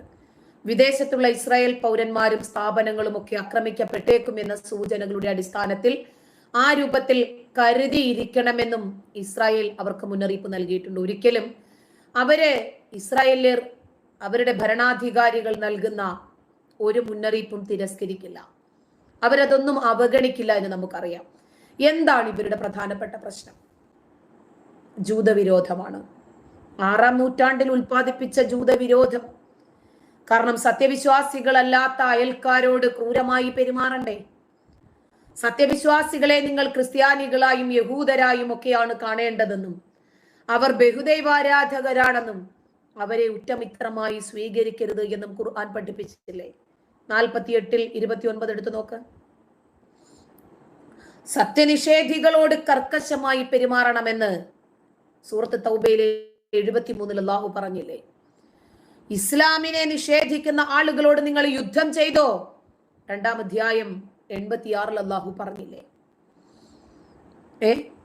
അങ്ങനെ ഖുർആനിലെ ഒരുപാട് വചനങ്ങളുടെ അടിസ്ഥാനത്തിൽ ഹമാസിന്, ഹിസ്ബുള്ളയ്ക്ക്, ഹൂതികൾക്ക് അതുപോലെ ലഷ്കർ ഇ തൊയ്ബയ്ക്ക്, ഐസിസിന്, ഇറാന് എന്തുകൊണ്ടാണ് ഇസ്രായേലിനോട് ഇത്രമാത്രം വിരോധമെന്ന് നമുക്കറിയാം. അന്ത്യദിനത്തിൽ വിശ്വസിക്കുന്നില്ലേ അവർ? അള്ളാഹുവും അവന്റെ ദൂതനുമൊക്കെ നല്ലതാണ് എന്ന് പറഞ്ഞതിനെ നല്ലതായി അംഗീകരിക്കുന്നില്ലേ? അള്ളാഹുവും റസൂലും ഒഴിവാക്കാൻ പറഞ്ഞതിനെ ഒഴിവാക്കുന്നില്ലേ? സത്യമതമായ ഇസ്ലാമിനെ സ്വീകരിക്കുന്നില്ലേ? ഇറങ്ങി യുദ്ധം ചെയ്യടാ അവനോട് അള്ളാഹു. ഏതുവരെ? അവരിനി അയ്യോ മാപ്പ് എന്ന് പറഞ്ഞ് കീഴടങ്ങുന്നതുവരെ. അവര് കീഴടങ്ങി നമുക്ക് നികുതിയൊക്കെ തന്ന് നമ്മളോട് അഡ്ജസ്റ്റ് ചെയ്ത് ജീവിക്കാൻ തയ്യാറാണ് എന്ന് പറയുന്നതുവരെ അവരോട് യുദ്ധം ചെയ്തോളാണെന്നല്ലേ ഖുർആൻ പറഞ്ഞത്. ഇവർക്ക് ജനാധിപത്യവും മതേതരത്വവും ഒക്കെ ഹറാമല്ലേ? എന്നാ പിന്നെ ഇവര് പോകേണ്ടത് എങ്ങോട്ടാണ്? അന്യമതക്കാര് നികുതി കൊടുത്തിട്ടില്ലെങ്കിൽ അവരെ കൊല്ലണം. 26-ാം അധ്യായം എടുക്ക്, ഒന്ന് വായിക്കും മനസ്സിലെത്തി. 28-ാം അധ്യായത്തിലെ 26-ാമത്തെ വചനം എടുക്ക്. 9-ാം അധ്യായമായ സൂറത്ത് തൗബയിലെ 29-ാമത്തെ വചനം ഒന്ന് വായിച്ചു നോക്ക്. ഞാൻ വെറുതെ ആണോ പറയണതെങ്കിലും അറ്റ്ലീസ്റ്റ് നിങ്ങൾക്കൊന്ന് അറിയാലോ. വെറുതെ ഒരു മതത്തെ അവഹേളിക്കുവാണോ? ആ മതം പാപം, മതേതരത്വത്തിൽ വിശ്വസിക്കുന്ന ആളുകളാണ്, ഒരു കാര്യവും ഇല്ലാതെയാണ് അവരെ ഇങ്ങനെ വിമർശിക്കുന്നത് എന്നെങ്കിലും നിങ്ങൾക്ക് സമാധാനിക്കാമല്ലോ. നിങ്ങൾ അത്രയെങ്കിലും നോക്കണ്ടേ? അപ്പൊ 6-ാം നൂറ്റാണ്ടില് അള്ളാഹുവും അള്ളാഹുവിന്റെ റസൂലും തന്റെ കിങ്കരന്മാരായ ഗുണ്ടകളെ ഉപദേശിച്ചതിന് കാരണം ജൂതവിരോധമാണ്. അന്യമത വിശ്വാസികൾ അള്ളാഹു വിചാരിച്ചാൽ ഇല്ലാതാക്കായിരുന്നു, അല്ലെങ്കിൽ അള്ളാഹു വിചാരിച്ചാൽ അവരൊക്കെ വിശ്വാസത്തിലേക്ക് വരുമായിരുന്നു. പക്ഷെ അള്ളാഹു വിചാരിക്കാത്തത് ഇപ്പൊ അവരുടെ കുഴപ്പമാണോ? ഗാസയിൽ ഇപ്പോൾ ഡ്രോൺ ബോംബിംഗ് നടത്തിയിരിക്കുകയാണ് ഇസ്രായേൽ. കാരണം ഇറാന്റെ തിരിച്ചടി പ്രതീക്ഷിക്കുന്നുണ്ട്. ഹൂതികൾ ചെങ്കടലിൽ തുടങ്ങിയിട്ടുണ്ട്. ഹിസ്ബുല്ലയും ഇറാനും ഒരുമിച്ച് നിൽക്കുവാണ്, ഹമാസും. അതുകൊണ്ട് ഇങ്ങോട്ടടിക്കുന്നതിന് മുമ്പ് ജൂതന്റെ ബുദ്ധിയല്ലേ അങ്ങോട്ടടിക്കുക? 6-ാം നൂറ്റാണ്ടിന്റെ ഗോത്ര ബുദ്ധി അല്ലല്ലോ അവർക്കുള്ളത്. അങ്ങോട്ടടിക്കാൻ തീരുമാനിച്ചു. ഗാസയില് 24 മണിക്കൂറിനുള്ളിൽ 50-ലധികം ഹമാസ് തോക്കുധാരികളെ ഇസ്രായേല് കൊണ്ടുപോയി. തലയെടുത്തെന്ന് ബന്ദികളാക്കാനും ജയില് നിറയ്ക്കാനും അതിനൊക്കെ ഉണ്ണാനും ഉടുക്കാനും ഉറങ്ങാനും കൊടുക്കാനൊന്നും ഇസ്രായേൽ തയ്യാറല്ല. അവരൊക്കെ ഈ ഭൂമിക്ക് ഭാരമാണ്, പൊയ്ക്കോട്ടെ. മുതിർന്ന പലസ്തീൻ ഇസ്ലാമിക് ജിഹാദ് കമാൻഡറെ ഇസ്രായേൽ സൈന്യം വധിച്ചു. ഇതോടെ ഹമാസിന്റെ നേതൃത്വം ഗാസയിൽ നിന്നും തുടച്ചു നീക്കം ചെയ്തു. ഭീകരന്മാരില്ലാത്ത പുതിയ ഗാസയിലേക്ക് മാറുകയാണെന്നും പലസ്തീനും ഇസ്രായേലിനും ഇനി സമാധാനത്തിന്റെ നാളുകള് ഉടൻ തന്നെ പ്രതീക്ഷിക്കാൻ സാധിക്കുമെന്നും ഇസ്രായേലിന്റെ പ്രതിരോധ മന്ത്രി യോവ് ഗാലന്റ് വ്യക്തമാക്കി. ഇവര് ഭൂമിക്ക് മൊത്തം ഭാരമല്ലേ? ഇവരെന്താശയമാണ് ജനങ്ങൾക്ക് സമ്മാനിച്ചു കൊണ്ടിരിക്കുന്നത്?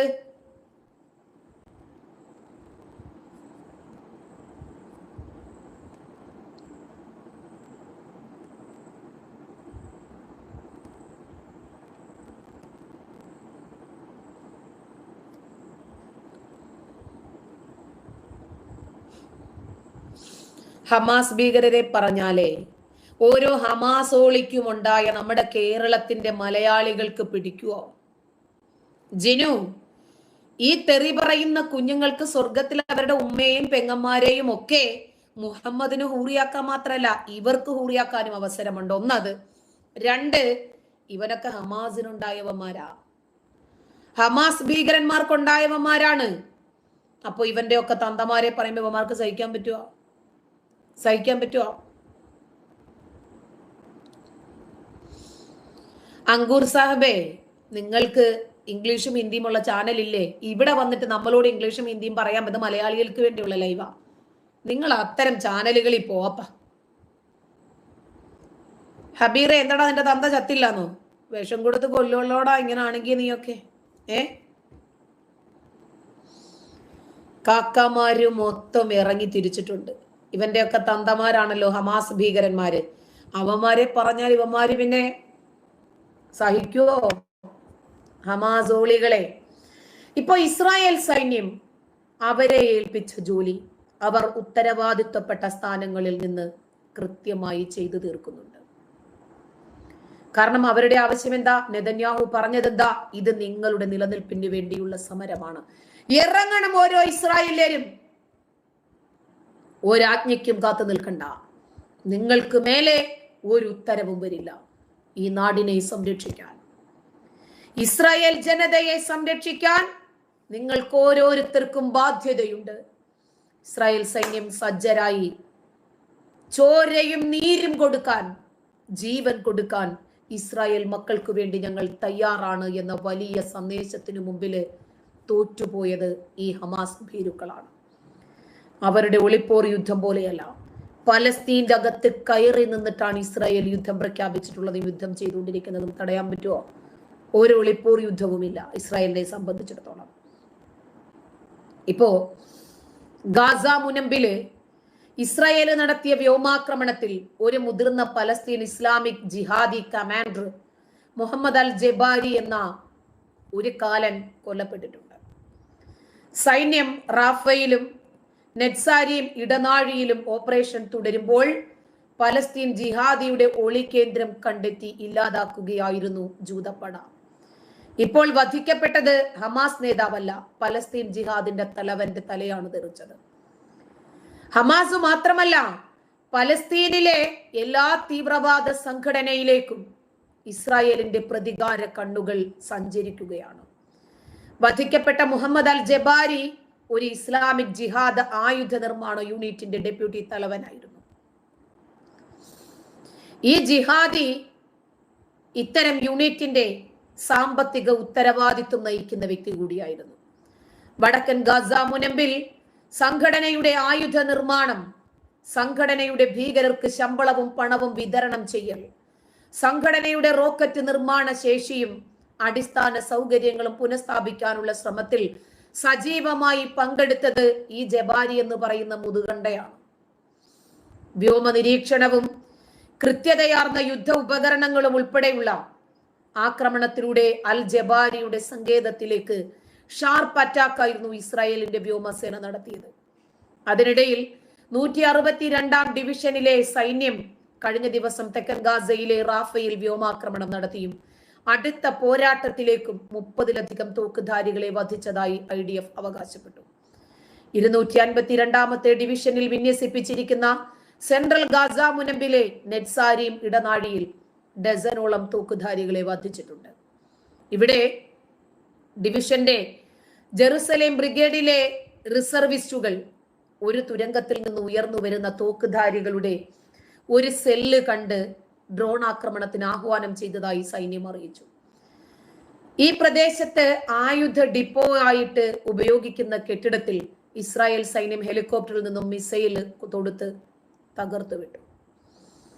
ഇറാൻ ഇസ്രായേൽ യുദ്ധത്തിന്റെ സാഹചര്യത്തിൽ ഇന്ത്യ ഇസ്രായേലിലേക്കും ലെബനോനിലേക്കുമുള്ള വിമാന സർവീസുകൾ റദ്ദാക്കിയിട്ടുണ്ട്. എയർ ഇന്ത്യ ടെല്ലവീവിലേക്കുള്ള സർവീസ് നിർത്തിവെച്ചു.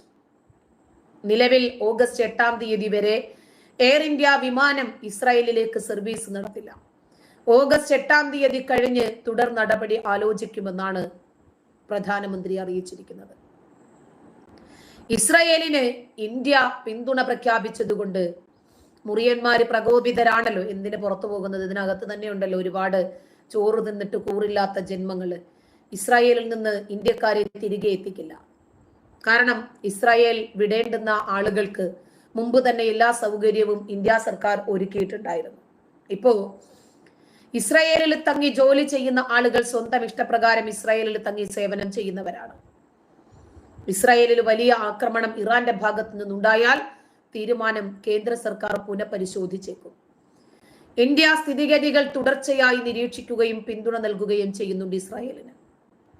അതിനിടയിൽ തുർക്കി അവരുടെ രാജ്യത്ത് സോഷ്യൽ മീഡിയ പ്ലാറ്റ്ഫോമുകൾ നിരോധിച്ചു.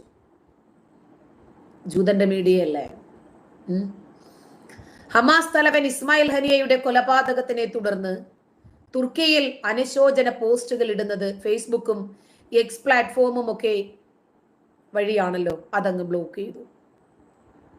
ഇസ്രായേൽ തിരിച്ചടിക്കുമെന്ന് പേടിയായിരിക്കും. ഇതിൽ പ്രതിഷേധിച്ചിട്ടും കൊല്ലപ്പെട്ട ഹമാസ് നേതാവിനെ അനുകൂലിച്ചുമാണ് തുർക്കി രാജ്യത്തിന്റെ സർക്കാർ സോഷ്യൽ മീഡിയ അവിടെ നിർത്തലാക്കിയത്. സോഷ്യൽ മീഡിയയ്ക്ക് തീയിടാൻ നമ്മുടെ നാട്ടിലെ നേതാക്കന്മാർക്കും ആവശ്യമുണ്ട്, വളരെ അത്യാവശ്യമാണ്. കാരണം ഇസ്ലാം ഏറെ വിമർശിക്കപ്പെട്ടുകൊണ്ടിരിക്കുന്നതും 6-ാം നൂറ്റാണ്ടിന്റെ ഗോത്ര നേതാവിന്റെ 6 വയസ്സുകാരിയെ കെട്ടിയതിനെ സംബന്ധിച്ചുമൊക്കെ ഇന്ന് സോഷ്യൽ മീഡിയ എടുത്തിട്ട് അലക്കിക്കൊണ്ടിരിക്കുക. ഇസ്ലാമിനെയും നബിയെയും അള്ളാഹുവിനെയും ഒക്കെ ഒന്ന് രക്ഷപ്പെടുത്തണമെങ്കിൽ ഗുണ്ടകൾ വിചാരിച്ചാൽ സോഷ്യൽ മീഡിയയ്ക്ക് തീയിടാൻ പറ്റുമെന്ന് അവർ ആലോചിച്ചുകൊണ്ടിരിക്കുന്നു. ഹമാസ് നേതാവ് ഇസ്മായിൽ ഹനിയയെ കൊലപ്പെടുത്തിയത് ഗാസ ഭീകര സംഘടനയുമായിട്ടുള്ള ഇസ്രായേലിന്റെ യുദ്ധത്തിൽ വെടിനിർത്തലിന് സഹായകമായില്ല എന്ന് US പ്രസിഡന്റ് ജോ ബൈഡൻ പറഞ്ഞു. ജോ ബൈഡൻ പലപ്പോഴും പല നിയമങ്ങൾ, നടപടികളും നിലപാടുകളും സ്വീകരിക്കുന്ന ആളാണ്. ഈ സമയത്ത് ഹമാസ് തലവൻ കൊല്ലപ്പെട്ടത് സ്ഥിതിഗതി വഷളാക്കുമെന്നാണ് അമേരിക്ക പറയുന്നത്. വലിയൊരു യുദ്ധം ഒഴിവാക്കുന്നതിന് വേണ്ടിയായിരിക്കും എന്ന് വിചാരിക്കാം. ഇറാൻ ഇസ്രായേലിനെ ആക്രമിച്ചാൽ ഇറാനെതിരെ ഞങ്ങൾ ഉണ്ടാകും മുമ്പിലെന്ന് ബൈഡൻ പറഞ്ഞു. മതിയല്ലോ. ഇസ്രായേൽ ഇപ്പോൾ ശാന്തമായിട്ടിരിക്കുന്നത് കൊടുങ്കാറ്റിന് മുമ്പുള്ള ഒരു ശാന്തത മാത്രമാണ്. ഇസ്രായേലിനറിയാം അവർക്ക് നിലനിന്ന് പോകണ്ടേ ഈ രാജ്യത്ത്. മുറിയന്മാരുണ്ടെന്ന് കരുതി ആ രാജ്യത്തുള്ള ആളുകൾക്ക് നിലനിന്ന് പോകണ്ടേ. ഇസ്രായേലിനറിയാം ഇറാൻ വന്നാലും, സിറിയ വന്നാലും, തുർക്കി വന്നാലും, ഇറാഖ് വന്നാലും, പലസ്തീനിലെ ഹമാസും ഇസ്ലാമിക് ജിഹാദും ഇവരെല്ലാവരും ഒരുമിച്ച് ഇസ്രായേലിനെതിരെ വന്നാലും ശരി, ഏത് രൂപത്തിൽ അതിനെ നേരിടണമെന്ന് അവർക്കറിയാം. കാരണം 6 ദിവസം കൊണ്ട് എത്ര ഇസ്ലാമിക രാജ്യങ്ങളെ ചൂണ്ടുവിരലിൽ നിർത്തിയ പാരമ്പര്യമുള്ള നാടാണ് ഇസ്രായേൽ. അതും ആ രാജ്യം പിറവിയെടുത്ത ഉടനെ തന്നെ. അതുകൊണ്ട് കൊല്ലാതിരുന്ന സമയത്ത് ഹമാസ് എന്ത് ചെയ്യുമായിരുന്നു? ഇസ്രായേൽ കൊല്ലുന്നതിന് മുമ്പ് ജീവകാരുണ്യ പ്രവർത്തനമായിരുന്നു അവർ നടത്തിയിരുന്നത്.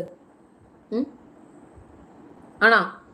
ഹമാസ് എല്ലാ കാലത്തും നടത്തിയിരുന്നത് തീവ്രവാദ പ്രവർത്തനം തന്നെയല്ലേ? ഇവരെയൊക്കെ വളർത്തണോ? നനഞ്ഞിറങ്ങിയാൽ കുളിച്ചു മാത്രം കയറുന്ന ധീരന്മാരായ യോദ്ധാക്കളാണ് ഇസ്രായേൽ സൈന്യം. ഇസ്രായേലിന്റെ സൈന്യവും തോറ്റ് പിന്മാറിയ ചരിത്രമല്ല. ഒളിച്ചിരുന്ന് ഒളിപ്പോർ യുദ്ധം നടത്തിയ ചരിത്രവും ഇസ്രായേലിനില്ല. മൊസാദിന് ഒരുപക്ഷെ അതിൻ്റെതായിട്ടുള്ള രഹസ്യ അജണ്ടകളുണ്ട്. മൊസാദ് ചാരസംഘടനയാണ് ഇസ്രായേലിന്റെ. പ്രത്യക്ഷമായി യുദ്ധം പ്രഖ്യാപിച്ച IDF-ഉം ഇസ്രായേൽ സൈന്യവും രംഗത്തുണ്ടല്ലോ. ഇവരൊക്കെ നമ്മുടെ നാട്ടില് ഹമാസിന്റെ ചോരയ്ക്ക് വേണ്ടി പ്രതികാരം ചോദിക്കാൻ ഇറങ്ങിയ ആളുകള്, മറ്റേവനുണ്ടല്ലോ ജോർജ് സോറോസ്, അവന്റെയൊക്കെ പരമ്പരയിലുള്ള ആളുകളാണോ എന്ന് തോന്നിപ്പോകുന്നു. ഈ ജനാധിപത്യ രാജ്യത്ത് ഈ ഭീകരരെ പിന്തുണയ്ക്കുന്ന ആളുകൾക്കെതിരെ എന്തെങ്കിലും തരത്തിൽ നിയമ നടപടികൾ ഉണ്ടാകുമോ?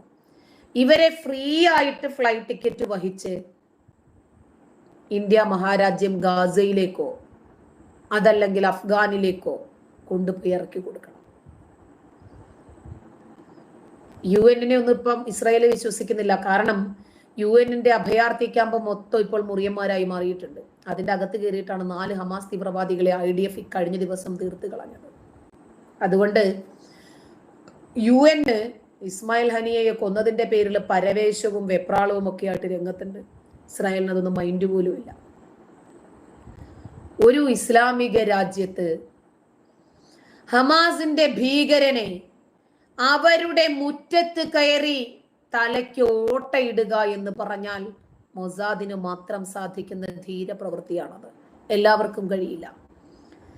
സ്വർഗത്തിലെത്തിയ ഇസ്മായിൽ ഹനിയയും മുഹമ്മദ് ദെയ്ഫും ഒക്കെ ഒരു പക്ഷേ നെതന്യാഹുവിനോട് ഒരല്പമെങ്കിലും നീരസമുണ്ടാകുന്നെങ്കിൽ, എന്താണ് നെതന്യാഹു ഞങ്ങളെ നേരത്തെ ഇവിടെ വിടാത്തത്, ഈ സുഖങ്ങളൊക്കെ ആണല്ലോ ഞങ്ങൾക്ക് ഇത്രയും ദിവസം വൈകിയത് എന്ന് മാത്രമായിരിക്കും. അതുകൊണ്ട് അവിടെ എത്തിയ എല്ലാ ഹമാസ് ഭീകരരും ഹൂറികളോടൊപ്പം ആർത്തുല്ലസിച്ചുകൊണ്ടിരിക്കുകയാണ്. അപ്പോ ഈ ഹമാസ് ഭീകരർക്ക് ഹൂറികളെ പേടിയാണോ? അതുകൊണ്ടാണോ ഖത്തറിലും മറ്റുമൊക്കെ പോയി താമസിക്കുന്നത്?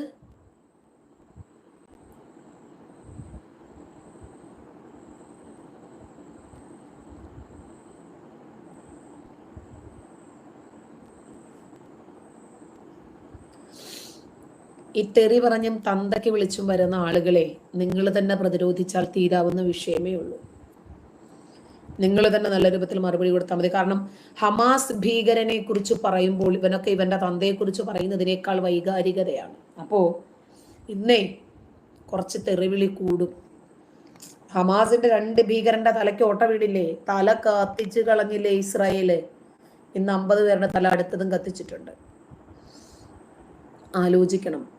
സ്വന്തം സൈനിക മേധാവികളെ രക്ഷപ്പെടുത്താൻ ഇറാന് കഴിയുന്നില്ല. കഴിഞ്ഞ ദിവസമാണ് മുഹമ്മദ് റൈസി പോയി ഹെലികോപ്റ്റർ അപകടത്തിൽ പെട്ടിട്ട് അവൻ കത്തിത്തീർന്നത്. ഇതര രാജ്യങ്ങളിൽ നിന്ന് വരുന്ന ഉന്നത നേതാക്കന്മാരെയും പുറത്തുനിന്ന് വരുന്ന നേതാക്കന്മാരെയും രാജ്യത്തിന്റെ ഭരണാധികാരികളെയും ഒന്നും സംരക്ഷിക്കാൻ ഇറാൻ ഭരണകൂടത്തിന് സാധിച്ചിട്ടില്ലെങ്കിൽ ഒരുപക്ഷെ അയാളുടെ ഇടതും വലതും നിൽക്കുന്ന ആള് തന്നെയാണോ ഇസ്മായിൽ ഹനിയയുടെ മുറിക്കകത്ത് ബോംബ് വെച്ചത് എന്ന് സംശയിക്കേണ്ടിയിരിക്കുന്നു. പലസ്തീനിലെ തീവ്രവാദികളുടെ നേതാവാണ് ഇസ്മായിൽ ഹനിയ ആയിരുന്നു. ഇപ്പൊ തെറിച്ചല്ലോ. തീവ്രവാദികൾ എന്ന് പറയുമ്പോൾ അതിനകത്ത് സ്ത്രീകളുണ്ട്. കാരണം ഇസ്മായിൽ ഹനിയ തന്നെ തന്റെ 5 വയസ്സുള്ള മകളെ അതുപോലെ കൊച്ചുമകളെ ഒക്കെ തിരുത്തി റിവോൾവറാണ് വെച്ചു കൊടുത്തത്. അത് കാഫിറാണെന്ന് വിചാരിച്ചോ, വച്ചോ വെടി. വാളെടുത്തവൻ വാളാൽ വരും. അവനും തീവ്രവാദി, അവന്റെ കുടുംബത്തിലുള്ള ഓരോരുത്തരെയും തീവ്രവാദിയാക്കി. കഴിഞ്ഞ മാസം കുടുംബത്തിലെ എല്ലാരെയും ഇസ്രായേൽ കരിച്ചു കളഞ്ഞ വീട്ടിനകത്തിട്ടിട്ട്. എന്താടാ നീ ഒക്കെ നേടിയത്? നിനക്കൊക്കെ സമാധാനം ഉണ്ടായിട്ടുണ്ടോ?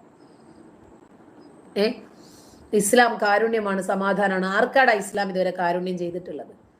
ആരോടാടാ ഇസ്ലാം ഇതുവരെ സമാധാനം കൊടുത്തിട്ടുള്ളത്? ആർക്കാ?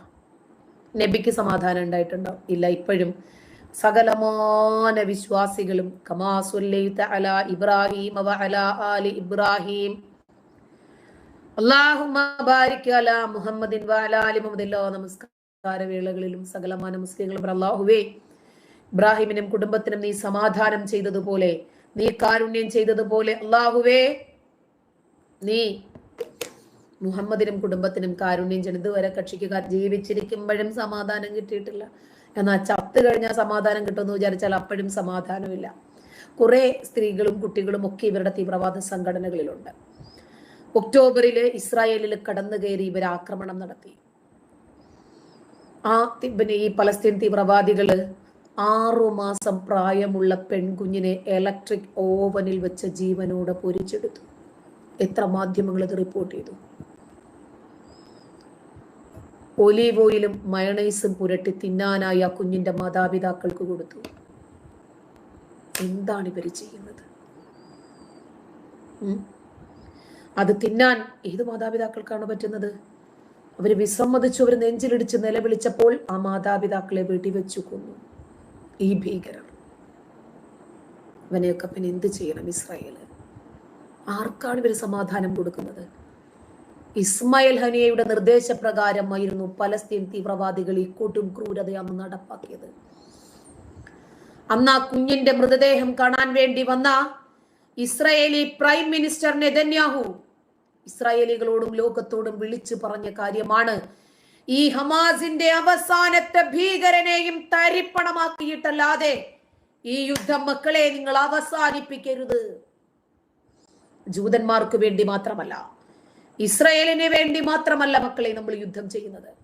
ലോകത്തുള്ള സകലമാനം മനുഷ്യർക്കും മനസമാധാനത്തോടുകൂടി ഈ ഭൂമിയിൽ ജീവിക്കാൻ ഇവന്മാരില്ലാതായേ തീരൂ. ഇസ്രായേൽ അവരുടെ വാക്ക് പാലിച്ചു. ഇന്ന് ഇറാനിൽ നടന്ന ആക്രമണത്തില് അജ്ഞാതൻ ബോംബ് പൊട്ടിച്ചിട്ടാണ് ഇസ്മായിൽ ഹനിയയുടെ തലയെടുത്തത്. ഈ ആക്രമണം അമേരിക്കയുടെയും സൗദിയുടെയും അറിവോടുകൂടിയായിരുന്നു എന്ന വാർത്തകൾ പുറത്തു വരുന്നുണ്ട്. കാരണം അവർക്ക് സമാധാനം വേണ്ടേ? ഈ ഇസ്ലാം മത തീവ്രവാദ സംഘടനകൾ വളർന്നാൽ ലോകത്തൊരു രാജ്യത്തിനും ഒരു മനുഷ്യനും സമാധാനത്തോടു കൂടി ജീവിക്കാൻ പറ്റില്ല. ഈ ഇസ്ലാമിക തീവ്രവാദികളെ ഇല്ലാതാക്കേണ്ടത്, ഈ ഇസ്ലാം മത തീവ്രവാദത്തെ തുടച്ചു നീക്കേണ്ടത്, ലോകത്ത് സമാധാനം കൊണ്ടുവരേണ്ടത് എല്ലാ രാജ്യത്തിന്റെയും അനിവാര്യതയാണ്. എല്ലാ രാജ്യവും മുന്നോട്ട് വെക്കുന്ന ആശയമാണത്. പക്ഷേ ആർക്കും മുന്നോട്ട് വരാൻ ധൈര്യമില്ല. ഇസ്രായേല് അതിന് മുന്നോട്ട് വന്നപ്പോൾ ഇസ്രായേലിനെ പിന്താങ്ങി കൊടുക്കുകയാണ് എല്ലാ രാജ്യവും. മൊസാദിന്റെ ലിസ്റ്റിൽ ഒരാൾ പെട്ടാൽ ഇറാനിലെന്നല്ല, എവിടെ പോയിട്ട് ഒളിച്ചാലും ശരി തലയ്ക്കോട്ട വീഴും, തലയവര് കത്തിക്കും. തീവ്രവാദി നേതാവായ ഹമാസ് ദുബൈയിലായാലും ഇറാനിലായാലും ഇനി ഏത് കൊമ്പത്തായാലും ശരി, ഇറാൻ ആ സമയത്ത് തക്ഷകനായി മാറും. ഇസ്മായിൽ ഹനിയയുടെ തല മാത്രമേ പോയിട്ടുള്ളൂ. മൊസാദ് ഇപ്പോഴും നിലവിലുണ്ട്. മുഹമ്മദ് ദൈഫിന്റെ തല മാത്രമേ പോയിട്ടുള്ളൂ. ഇങ്ങനെ മാത്രമേ എന്ന് പറഞ്ഞ് എത്ര തലകൾ പോയിട്ടുണ്ട് ഇപ്പോ. ഈ ഹമാസിന്റെ തീവ്രവാദം നമുക്കറിയാം. PFI നമ്മുടെ നാട്ടിൽ നിരോധിച്ചു. 3 അക്ഷരത്തെ നിരോധിക്കാനേ പറ്റിയിട്ടുള്ളൂ. പോപ്പുലർ ഫ്രണ്ട് ഓഫ് ഇന്ത്യ എന്ന സംഘടനയെ നിരോധിക്കാനേ കഴിഞ്ഞിട്ടുള്ളൂ. ആ ഭീകരർ ഇന്ന് നമ്മുടെ നാട്ടിലില്ലേ? ഉണ്ട്. അവര് സ്വൈരവിഹാരം നടത്തുന്നില്ലേ? ഉണ്ട്. ഈ ലോകം മുഴുവനും ഇസ്ലാമിന്റെ കാൽ കീഴിലാകുന്നതുവരെ മുഴുവൻ അമുസ്ലിങ്ങളോടും യുദ്ധം ചെയ്യണം എന്ന ആശയവുമായി ഈ തീവ്രവാദികൾ ലോകത്തിന്റെ വിവിധ ഭാഗങ്ങളിൽ ഇല്ലേ? ഉണ്ട്. ജീവിതത്തിന്റെ ഓരോ സന്ദർഭങ്ങളിലും അതിനായി തങ്ങളെ കൊണ്ട് സാധിക്കുന്ന എല്ലാ മാർഗങ്ങളിലും അവർ ജിഹാദ് നടത്തിക്കൊണ്ടിരിക്കുവല്ലേ. ഇസ്മായിൽ ഹനിയെ പോയാലെന്ത്, മുഹമ്മദ് ദൈഫ് പോയാലെന്ത്, ഏതൊക്കെ ഭീകരന്മാര് പോയാലും ശരി, ഇനിയും ബിൻലാദന്മാരുണ്ടാകും. ഇനിയും സദ്ദാം ഹുസൈൻമാരും ഇബ്രാഹിം ബാഗ്ദാദിമാരും അബ്ദുൽ നാസർ മദനിമാരും ഉണ്ടാകും. കാരണം എന്നറിയാമോ? ഇത് നിങ്ങൾക്ക് തിരിച്ചറിയണമെങ്കിൽ 3/4 മണ്ണിന്റെ ഇസ്മായിൽ ഹനിയയുടെ തല തെറിപ്പിച്ചതിനെ കുറിച്ചിട്ടുള്ള കരച്ചിൽ കാണണം. ആ കരച്ചിലിന്റെ താഴെ വരുന്ന കമന്റ് നോക്കിയാൽ മതി. കേരളത്തിലെ ഹമാസ് എന്തിനാണ് ഇത്രയധികം കണ്ണീർ വാർക്കുന്നത് എന്ന് നമുക്കറിയാൻ കഴിയും. ഇവർക്ക് എന്താണ് ഹമാസ് ഭീകരന്റെ തല തെറിച്ചപ്പോൾ ഇത്ര വലിയ വേദനയെന്ന് നിങ്ങൾക്ക് മനസ്സിലാകും. മനസ്സിലായ? ഇസ്രായേലിനെ സംബന്ധിച്ചിടത്തോളം ഇവര് പലസ്തീൻ സ്വയം ഇരവാദം എടുത്തണിയുവാണല്ലോ. ഇവര് മുസ്ലിങ്ങളുടെ രീതി അങ്ങനെ തന്നെയാണ്. കുറച്ചാണെങ്കിൽ ന്യൂനപക്ഷവാദം, കൂടുതലാണെങ്കിൽ ഞങ്ങൾ മാത്രം മതി എന്ന ഭീകരവാദം. ന്യൂനപക്ഷവാദമാണെങ്കിലും ഭൂരിപക്ഷവാദമാണെങ്കിലും രണ്ടും ഇവർക്ക് വാദം തന്നെയാണ്. ലോക ജനങ്ങളുടെ മുമ്പിൽ ഇവർ ഇരവാദവും പെയിന്റ് അടിച്ചിട്ടുള്ള കരച്ചിലുകളും ഒക്കെ കാണിക്കുന്നുണ്ട്. പക്ഷേ ഇസ്രായേൽ തിരിച്ചടിച്ചാൽ അപ്പോഴല്ലോ ഇസ്രായേലിന്റെ നരവേട്ട. എന്നിട്ട് ഇസ്രായേലിന്റെ നരവേട്ട എന്ന് പറഞ്ഞപ്പോഴേക്ക് നെതന്യാഹു പേടിച്ചുപോയോ? നെതന്യാഹു പേടിച്ചുപോയി. അല്ല, അവര് യുദ്ധം തന്നെ അവസാനിപ്പിച്ചു. ഇവരെ പേടിച്ചിട്ടേ. പലസ്തീനെ സപ്പോർട്ട് ചെയ്യുന്നത് കൊണ്ടൊന്നും ഒരു കുഴപ്പമില്ല. പക്ഷേ എൻ്റെ സപ്പോർട്ട് ഇസ്രായേലിനാണ്. എൻ്റെ സപ്പോർട്ട് കൊണ്ട് എന്ത് കാര്യം എന്നല്ല. ഞാൻ എൻ്റെ രാജ്യത്തോട് കൂറും പ്രതിബദ്ധതയുമുള്ള ആളാണ്. എൻ്റെ രാജ്യത്തിൻ്റെ നിയമം ഞാൻ ഉൾപ്പെടുന്ന ഇന്ത്യക്കാർക്ക് ഗുണകരമാണ് എന്ന് വിശ്വസിക്കാനാണ് എനിക്കിഷ്ടം.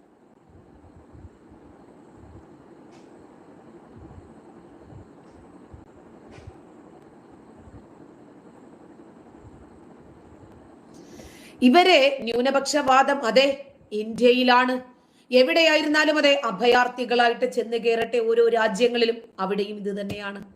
കുറച്ചൊന്നായി കഴിഞ്ഞാൽ തെരുവിൽ മുസല്ലയിട്ട് നിസ്കരിക്കാൻ തുടങ്ങും, റെയിൽവേ സ്റ്റേഷനിൽ നിസ്കരിക്കാൻ തുടങ്ങും, ട്രെയിനിനകത്ത് കക്കൂസിന്റെ മുമ്പിൽ ഒരു പായയിട്ട് പേപ്പറിട്ട് നിസ്കരിക്കാൻ തുടങ്ങും. ഇതാണ് ഇവരുടെ രീതി. ഫ്ലൈറ്റിനകത്ത് നമസ്കരിക്കാൻ കഴിഞ്ഞ ദിവസം നിസ്കരിച്ചുകൊണ്ട് നിന്നവനെ ചെവിക്ക് പിടിച്ച് തൂക്കിയെടുത്തിട്ടാണ് സൈന്യം കൊണ്ടുപോയത്. നീയൊന്നും വല്ലാണ്ട് ഇവിടെ നിസ്കരിക്കണ്ടെന്ന് പറഞ്ഞിട്ട് ഒരു വീഡിയോ എൻ്റെ കയ്യിൽ ഞാൻ കാണിച്ചു തരാം. എയർപോർട്ടിൽ വന്നിട്ടേ ഞങ്ങൾ മുസ്ലിങ്ങളാണ്, ഞങ്ങളെ വല്ലാണ്ട് പിടിക്കണ്ടെന്നൊക്കെ പറഞ്ഞിട്ടേ കുറെ എണ്ണം അവിടെ നിന്ന് ഷോ കാണിച്ചു. വലിച്ച് നിലത്തിട്ട് പിടിച്ചു ഉരുട്ടി. സൈന്യത്തോടാ കളി. ഞാൻ സൗണ്ട് ഒന്നും ഇല്ലാതാക്കട്ടെ കേട്ടോ, വെടിയൊച്ചയൊക്കെ ഉണ്ടേ. ഞങ്ങൾ മുസ്ലിങ്ങളാണ്, ഞങ്ങൾ ശരീഅത്ത് നിയമപ്രകാരമാണ് നിൽക്കുന്നത് എന്നൊക്കെ പറഞ്ഞിട്ടേ അവിടെ 2 ഭീകരന്മാര് കയറിയതാ. അവന്മാരുടെ കയ്യിൽ എന്തൊക്കെയോ സ്ഫോടക വസ്തുക്കൾ ഉണ്ടായിരുന്നു, ഒക്കെ സൈന്യം പിടിച്ചെടുത്തിട്ടുണ്ട്. അവിടെ നിന്നിട്ടേ ഞങ്ങളെ തൊട്ടുപോകരുത്, ഞങ്ങൾ ശരീഅത്ത് നിയമക്കാരാണ്. ശരീഅത്ത് നിയമക്കാർ അതാ കിടന്ന് ഉരുളുന്നത്.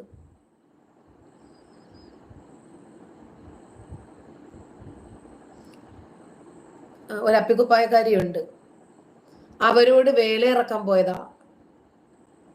വല്ല രാജ്യത്തും വലിഞ്ഞു കയറി ചെന്നാലേ അടങ്ങി ഒതുങ്ങി ജീവിക്കണം, ആ രാജ്യത്തിന്റെ നിയമങ്ങളെ മര്യാദയ്ക്ക് പാലിച്ചിട്ട്. സായിപ്പിന്റെ അടി കിട്ടിയ ഇവനൊന്നും ആയ കാലത്ത് രക്ഷപ്പെടൂല. ഏത് രാജ്യത്ത് പോയാലും ശരി, അതാത് രാജ്യത്തിന്റെ നിയമം നമ്മൾ അംഗീകരിക്കണം, അനുസരിക്കണം.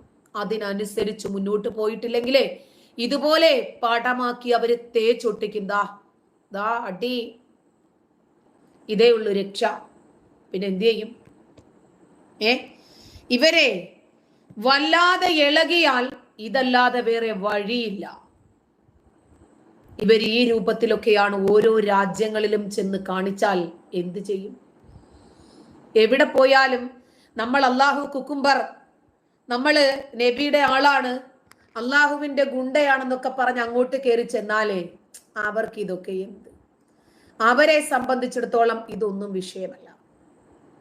അതുകൊണ്ട് ഒരു ഇസ്ലാമിക ഭീകരന്റെ തല തെറിച്ചപ്പോഴേക്ക് കേരളത്തിന്റെ ഹമാസ് ഘടകം നെഞ്ചിലിടിച്ച് നിലവിളി തുടങ്ങിയപ്പോൾ അടുത്തവന്റെ തലയും തെറിപ്പിച്ച് കാണിച്ചു കൊടുത്തു മൊസാദ്. ഇസ്ലാമിക രാജ്യങ്ങൾ തന്നെ ജൂതനെ ഒളിഞ്ഞും തെളിഞ്ഞും കൊല്ലാൻ ശ്രമിച്ചു കൊണ്ടിരിക്കുന്നത് എന്തുകൊണ്ടാണ്? ജൂതൻ തീർന്നു കഴിഞ്ഞാൽ ക്രിസ്ത്യാനിയാണ്. ക്രിസ്ത്യാനികൾ പിന്നെ സഹോദര മതമായി. തീവ്രവാദികളെ പലപ്പോഴും വെള്ളവും വളവും കൊടുത്ത് പ്രോത്സാഹിപ്പിച്ചാണ് കൊണ്ടു നടക്കുന്നത്. ജൂതൻ തീർന്നു കഴിഞ്ഞാൽ പിന്നെ ക്രിസ്ത്യാനിക്കെതിരെയാണ്. ഓരോ ജിഹാദിയുടെയും ശപഥമാണത്. 6-ാം നൂറ്റാണ്ടിന്റെ സംസ്കാരമാണത്. നമ്മുടെ നാട്ടിലെ സെക്യുലർ പാർട്ടിക്കാർ ഇവരെ വളർത്തുന്നതിന് പിന്നിൽ അധികാരമോഹമാണ്. അവർക്ക് അധികാരം വേണമല്ലോ. 3/4 വണ്ണൊക്കെ ആണെങ്കിൽ കരഞ്ഞുകൊണ്ടിരിക്കുക, അയ്യോ ഞങ്ങളുടെ ആളുകൾ ഇല്ലാതായിക്കൊണ്ടിരിക്കുകയാണേ, ഞങ്ങളുടെ അൽഫാം വെന്തില്ലേ. ശരി, ഇസ്രായേൽ അങ്ങ് വേവിച്ചു. ഗാസയുടെ ഭരണം 2007 ജനാധിപത്യം എന്ന് പറഞ്ഞ് ഏറ്റെടുത്തിട്ട് പിന്നീട് അവിടെ പ്രതിപക്ഷത്തെ മുഴുവനും ഇല്ലാതാക്കി. കിരാതമായ ശരീഅത്ത് നിയമമായിരുന്നു മുൻ ഗാസയുടെ പ്രധാനമന്ത്രിയും തീവ്രവാദ സംഘടനയായ ഹമാസിന്റെ നേതാവുമായ ഈ ഇസ്മായിൽ ഹനിയ. ഇവൻ കൊല്ലപ്പെടണം. ഇവൻ അവിടെ കൊണ്ടുവന്നത് ഇതായിരുന്നു. സ്വാഭാവികമായും ഗാസയെ രക്ഷപ്പെടുത്താൻ ഒരു ബാധ്യത ഇസ്രായേലിനുണ്ട്. ഇസ്രായേൽ അത് തന്നെയാണ് ചെയ്തുകൊണ്ടിരിക്കുന്നത്. ഒക്ടോബർ 7-ാം തീയതിയുള്ള ഭീകരാക്രമണത്തിന്റെ കൂട്ടക്കൊലയ്ക്ക് ആസൂത്രണം നടത്തിയ യഹിയ സിൻവാർ എവിടെയോ പോയി പേടിച്ചൊളിച്ചിരിപ്പുണ്ട്. യഹിയ സിൻവാറിന്റെ പേരും മൊസാദിന്റെ ലിസ്റ്റിലുണ്ട്. സിൻവാർ, ഗാസ നിവാസികള് യഹിയ സിൻവാറിന്റെ കൊലപാതകം പ്രതീക്ഷിച്ചിരിപ്പുണ്ട്. ഗാസയുടെ രക്ഷ എന്ന് പറയുന്നത് ഇസ്രായേലിന്റെ കരങ്ങളിലാണ് എന്ന് ഗാസയ്ക്ക് അറിയാം. അതുകൊണ്ട് ഇനിയും കേരളത്തിലെ ഒരുപാട് ആളുകള് ജമാഅത്തെ ഇസ്ലാമിയുടെ ഒക്കെ നേതൃത്വത്തിൽ ഇറങ്ങി ഇങ്ങനെ ഇവര് ധർണ നടത്തുമ്പോഴും പ്രതിഷേധ യോഗങ്ങള് ഒക്കെ നടത്തുന്ന സമയത്ത് ഇസ്രായേൽ എങ്ങാനും ഇനി ഇന്ത്യയിൽ ബോംബിടുമോന്നാ എനിക്ക് ഇവിടുത്തെ ഗാസയാണെന്ന് വിചാരിച്ചിട്ടേ. കാരണം ഗാസയിലെ മുഴുവൻ അപ്പിക്കുപ്പായക്കാരും ഇതിനകത്തുണ്ട്, മുറിയന്മാരും ഇതിനകത്തുണ്ട്. അങ്ങനെ ചെയ്യാതിരുന്നാ മതിയായിരുന്നു. ഇവരാദ്യം തന്നെ വിളിച്ചു പറയണം കേട്ടോ, ഞങ്ങൾ ഇന്ത്യയിലാണ്, ഞങ്ങൾ ഇന്ത്യക്കാരാണെന്ന്. ഹമാസ് ഭീകരൻ ചാവുന്നത് തന്നെയാണ് നല്ലത് എന്ന് പറയുന്ന ഗാസയിലെ ജനങ്ങളാണ് ഇപ്പോൾ ഉള്ളത്. ഹമാസ് ഭീകരൻ ഇരുമ്പ് ജെട്ടിയിട്ട് പൊട്ടിത്തെറിച്ചതാണ് എന്ന് പറഞ്ഞില്ലല്ലോ. മൊസാദ് തന്നെ തീർത്തതാണ് എന്ന് സമ്മതിച്ചേ.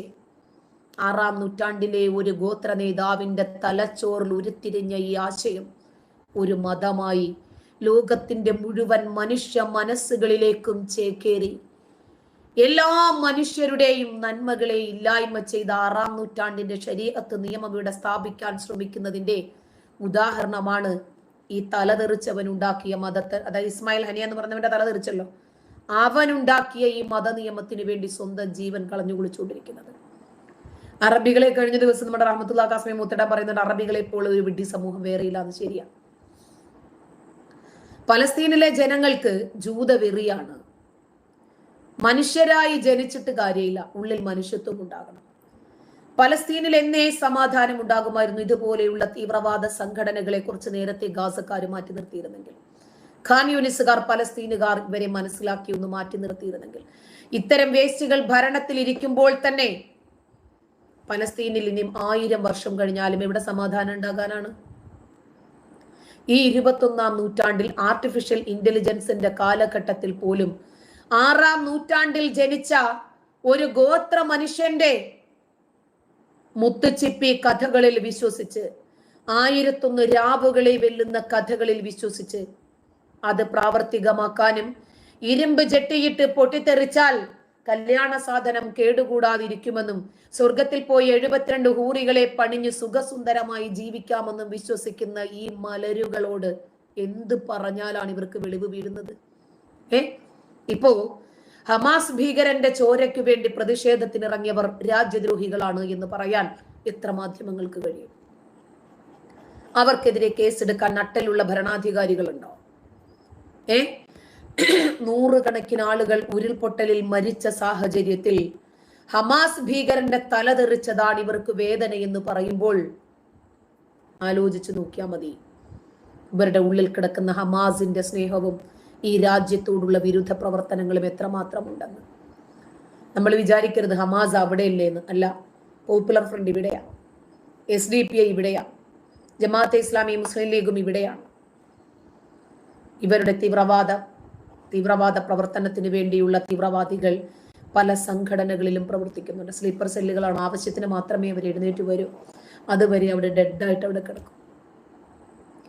ഈ ഹമാസ് തീവ്രവാദികളെ കേരളത്തിൽ നിന്നും തുടച്ചു നീക്കേണ്ടത് ഇവിടുത്തെ ഭരണാധികാരികളുടെ ലക്ഷ്യമല്ലേ?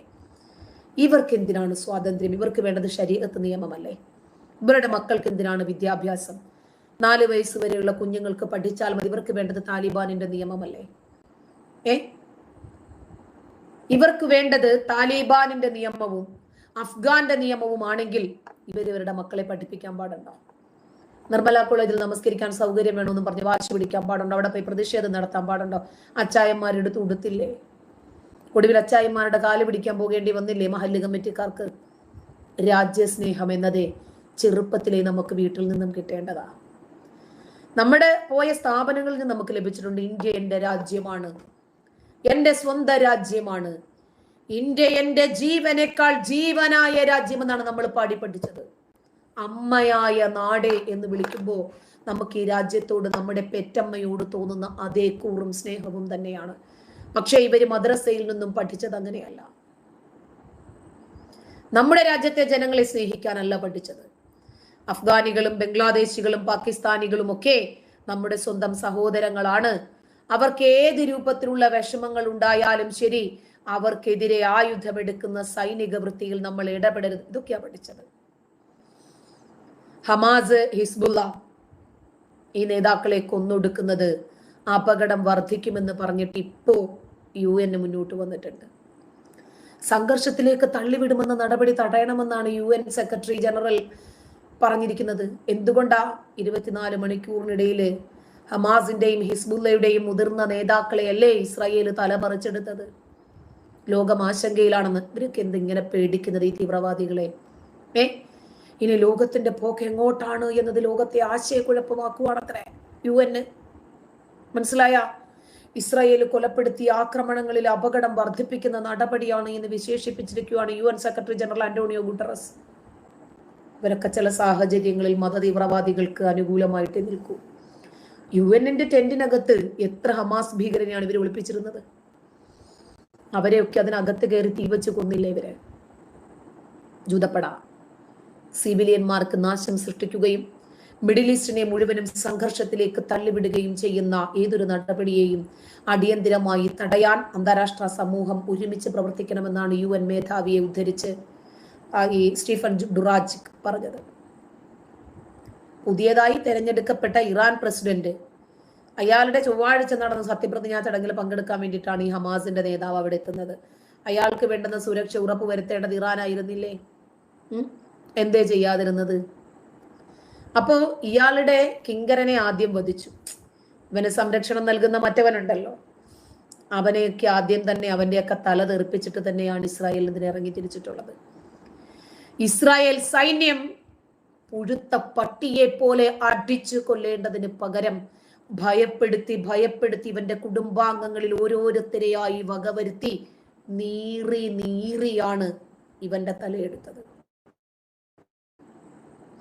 ഈ ഹമാസ് തീവ്രവാദി നേതാവിന്റെ കൊലപാതകത്തിൽ ഈ ദുരന്തക്കാലത്ത് പോലും കേരളത്തിൽ ഒരു വിഭാഗം ഹമാസോളികൾ പ്രകടനം നടത്തുന്നെങ്കിൽ ഇത് ചെറിയ വിഷയമായിട്ട് എടുക്കരുത്. നമ്മൾ കേരളത്തിന്റെ മതേതരത്വം ഇതിനെ ജാഗ്രതയോടുകൂടി കാണണം. ഇതൊന്ന് ചെവിയിൽ നുള്ളി വെച്ചു നാളെ നമുക്കിത് ഓർത്തെടുക്കാൻ സാധിക്കണം.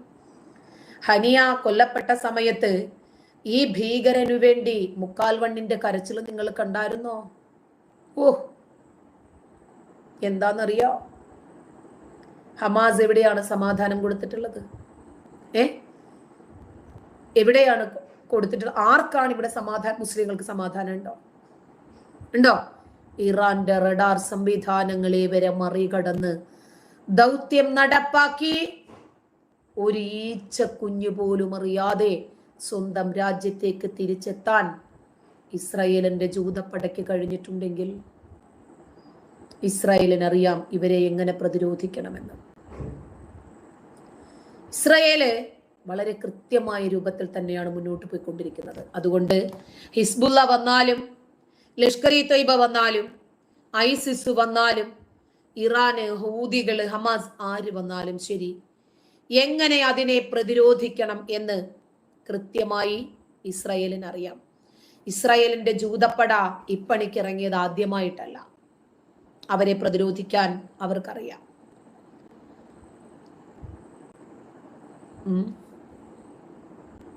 നഫ്സലെ ഗെയിം ഓവർ ആക്കാതെ പൊയ്ക്കോ മോനാദ്യം കേട്ടാ. പൊയ്ക്കോ. അതും നമുക്ക് സംശയിക്കണം. ഇസ്മായിൽ ഹനിയയുടെ ഭാര്യ തന്നെ എങ്ങനെയെങ്കിലും ഇവനെ തീർത്ത. ഭാര്യയൊക്കെ നേരത്തെ ചത്തു. ഭാര്യയും കുട്ടികളും ചെറുകുട്ടികളും ഒക്കെ നേരത്തെ തന്നെ ചത്തിട്ടുണ്ട്.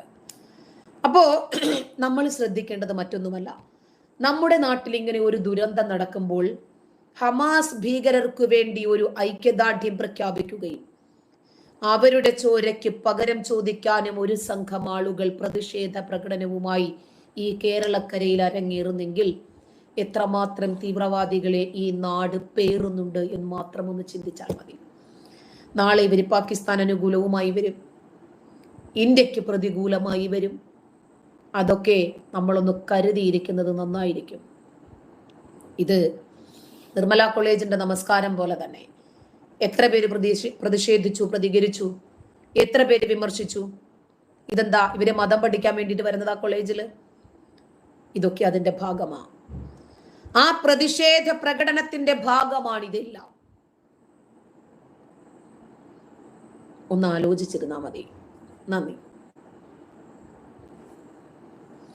സംവാദത്തിലെന്നല്ല മനോജെ, ജീവിതത്തിൽ എവിടെയെങ്കിലും മര്യാദയ്ക്ക് ആരോടെങ്കിലും പെരുമാറാൻ ഈ മുറിയന്മാർക്ക് കഴിഞ്ഞിട്ടുണ്ടോ? തെറിവിളികളല്ലാതെ, ഈ തെറിവിളി അല്ലാതെ ഒന്നും പറയാനില്ല. ജാമിദ മാം ഇപ്പോൾ ക്ലബ് ഹൗസിൽ വരുന്നുണ്ട്. ഇല്ല, എനിക്ക് സമയം കുറവായതുകൊണ്ട് എന്തായാലും ക്ലബ് ഹൗസിൽ വന്നാൽ 1 മണിക്കൂർ നിൽക്കണം. അപ്പൊ കുറച്ചായിട്ട് ക്ലബ് ഹൗസിൽ നിന്നൊക്കെ മാറി നിൽക്കാം. റസിയ, വാപ്പാക്ക് സ്ത്രീധനം കിട്ടിയാതടി കേരളം ആണാ?